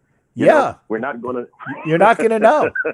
You're not going to know. It's kind of. Here's the thing, is that if you ever saw the broadcast that's on ESPN, where Frenchie Fuqua, he gets everybody in a group together, and every year on, like, I think it's Christmas Eve. I think it's Christmas Eve or December 23rd, whatever the anniversary date of the Immaculate Deception. Okay. Whatever the anniversary date of because I know it was by Christmas. Frenchie Fuqua, or no, not Frenchie. Franco Harris calls up Phil Villapiano every year on the anniversary of that game and says, "Hey, how you doing there, Phil?" You know, and it's like, and Phil expects it. But here's the other thing: if you saw that special where Frenchie Fuqua is in the audience and he has a whole bunch of people.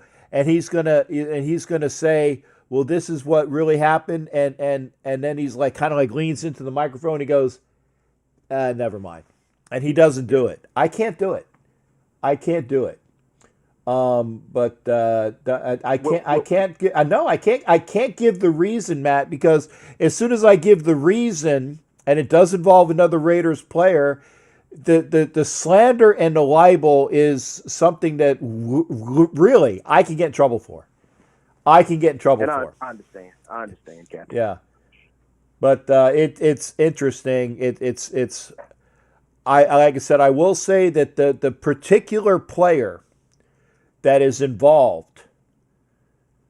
No, I can't even say that. Say that. He wasn't a Raider the very next year. Let's put it that way. That I can say. You know what? Well, the next time I see you, we're going to have a few drinks and we're going to talk about this. Maybe so. But hey, Anna, take care of yourself, and I hope it says got to go. Be safe. Thank you there, Anna, for being here.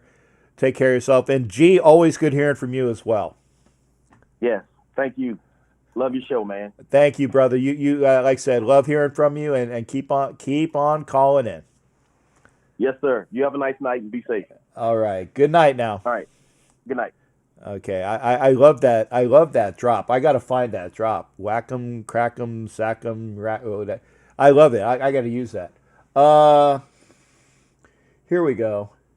Was the last reform because of the crappy weather. It was. See, I'm not even quoting. I'm not even going to quote Ed, but it was another name for crappy. And I still have one to go. I have one swear word to quote to go, and I'm not even going to use it. But thank you for being here. We'll do one more call. I like this.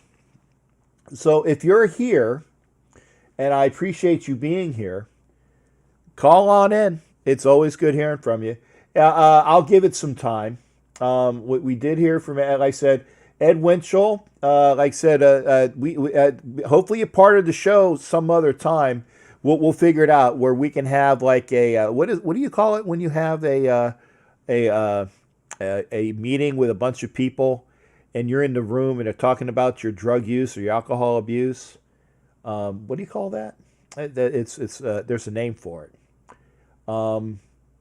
Intervention. There you go. Intervention. I said it before anybody put it on there. I said intervention. We're going to have an intervention, but it's going to be, we're all going to be here. And we're going to talk about despicable.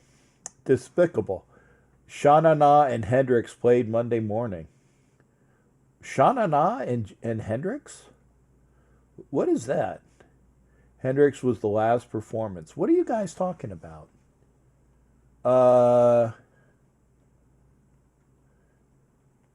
Ed, did you say Jimi Hendrix? Oh, did you say you saw Jimi Hendrix? Oh, yeah, I definitely want to see that. Okay, Angela had to run too. Take care, sweetie. Always good hearing from Angela as well. We can have an intervention. And Hendrix was the last performance in Woodstock. Wow, that's cool. So if you want to call, we're talking about Woodstock. Okay, thanks again. Thank you. I just was singing. I said Hendrix. The only Hendrix that I know, the real Hendrix I know, is Jimmy. So that's why I knew it had to be something to do with Jimmy. We did hear from. We haven't heard from Jason Hunter, who can possibly. I'm sorry. I'm talking. I am behind. I apologize, Vicky. That's why I try to go through the comments when I can. And Angela had to go. And intervention. Okay, so yeah, this is an Ed, get with me on the IM. By the way, Ed, were you doing TBH? Let me know on that. If you are not a member of a black hole and you'd like to be a member of the black hole, not yet, Jason. There's time yet. If you're not a member of a black hole, yeah, I know Ted Hendricks, but it was the way it was spelled. I got you, Matt. There is only one Ted Hendricks. If you're a member, not a member of a black hole chapter, and you would like to be a member of a black hole chapter, I have a black hole that I am starting here in Tampa. Let's put it that way. If you are interested in becoming a member of the Silver and Black Alliance, and you are in various places, that is an organization I am very involved with as well. If you want to know more about it, get with me. Like I said, if you're not a black hole member, I can get you into the black hole. If you like to be a member of the Silver and Black Alliance, I can figure out where you are and I can point you in the right direction. But there are plenty of Raider clubs. This is why I tell people, I said, if there is an event like Homer's event, we were talking about Homer's event, and there is an event that was put out by, I think it's TNBC. I saw it, it's September. I'll have to go back and look. But they were pushing the information. They have an event in Vegas. And I said, hopefully they will have an event in Vegas. And I hope that they do have this. I don't know if they're going to have these events. And I certainly hope that people will, and they will go out and enjoy themselves. But until such a time that I can do things, I'm staying right here. Not that I'm happy about that, but I'm staying right here. Hendrix was supposed to play at midnight on Sunday night, but wanted to play last. Okay. And Jimi Hendrix had enough swagger to say, I'm playing last. And I can't burp because then Vicky will get mad at me for burping. So there you go. If there anybody else wants to call in, we'll do that. I'll give it another couple minutes. It's 11:14. Always remember, I enjoy you getting into the show. Let it run. Let the show run. We enjoy when you let it run. And I enjoy you being here. It's great. And like I said, we are almost have enough subscribers. Okay, Jason, I will. I'll do that. But no. What we're going to do, Jason, is since I win so far, you will go to either, and I'm going to make it worth your while. You will go to either NFLcongress.com. What is it? Hang on a second. I'll show it to you one more time, Jason. We will put up the graphics. Okay, we'll make it worth your while. Okay, you will either go to shoesforkids.com. Okay, first 48. Okay, yeah, and I'll be over there at Raider Bear, Jason. But let me show you this. Go to shoesforkids.com and send them a stipend. The bet was 25. This is something that you can do. Either send them a check or however you can do that for Shoes for Kids. Or, and here's the other one. Where the heck is it?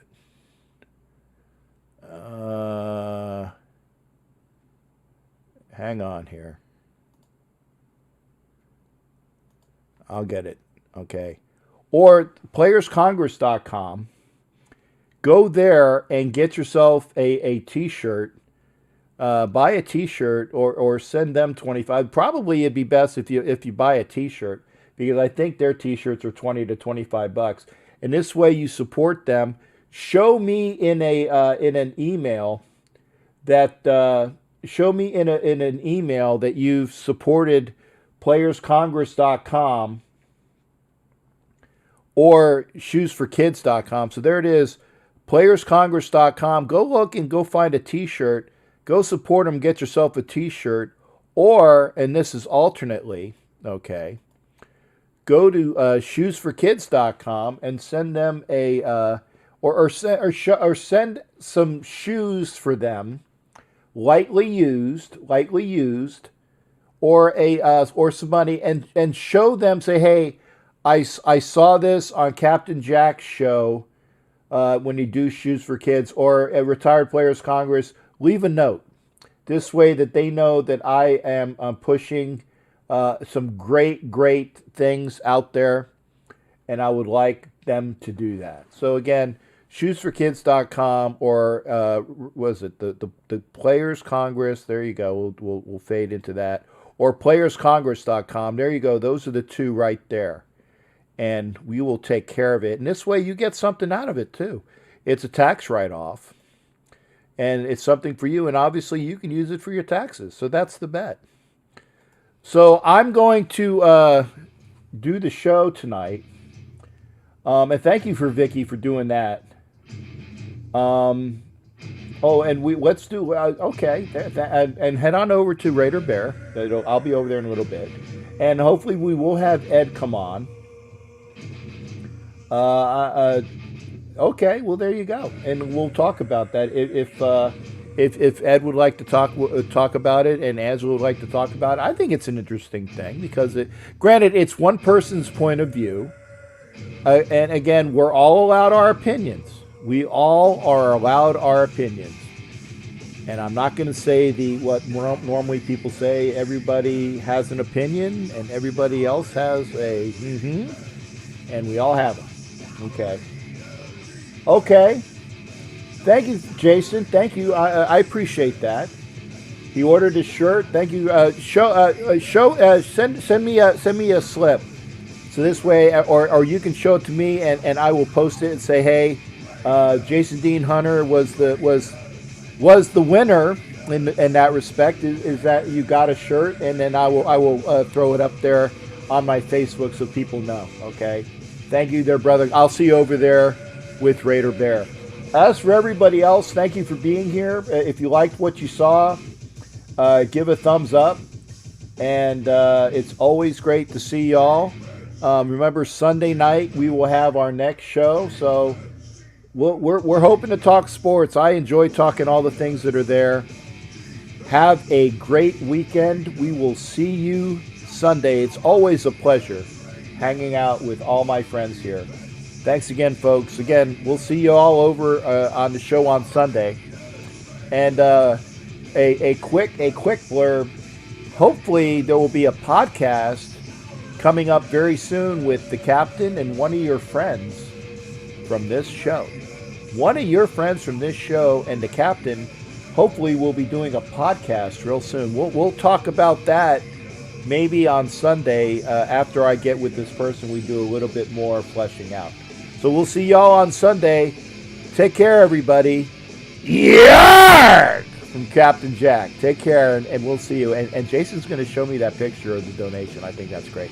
And thank you, Vicky, for sending the lightly used shoes, the shoes for kids. Drop a note. Drop a note saying that you saw it here. Take care, everybody. We'll see you Sunday.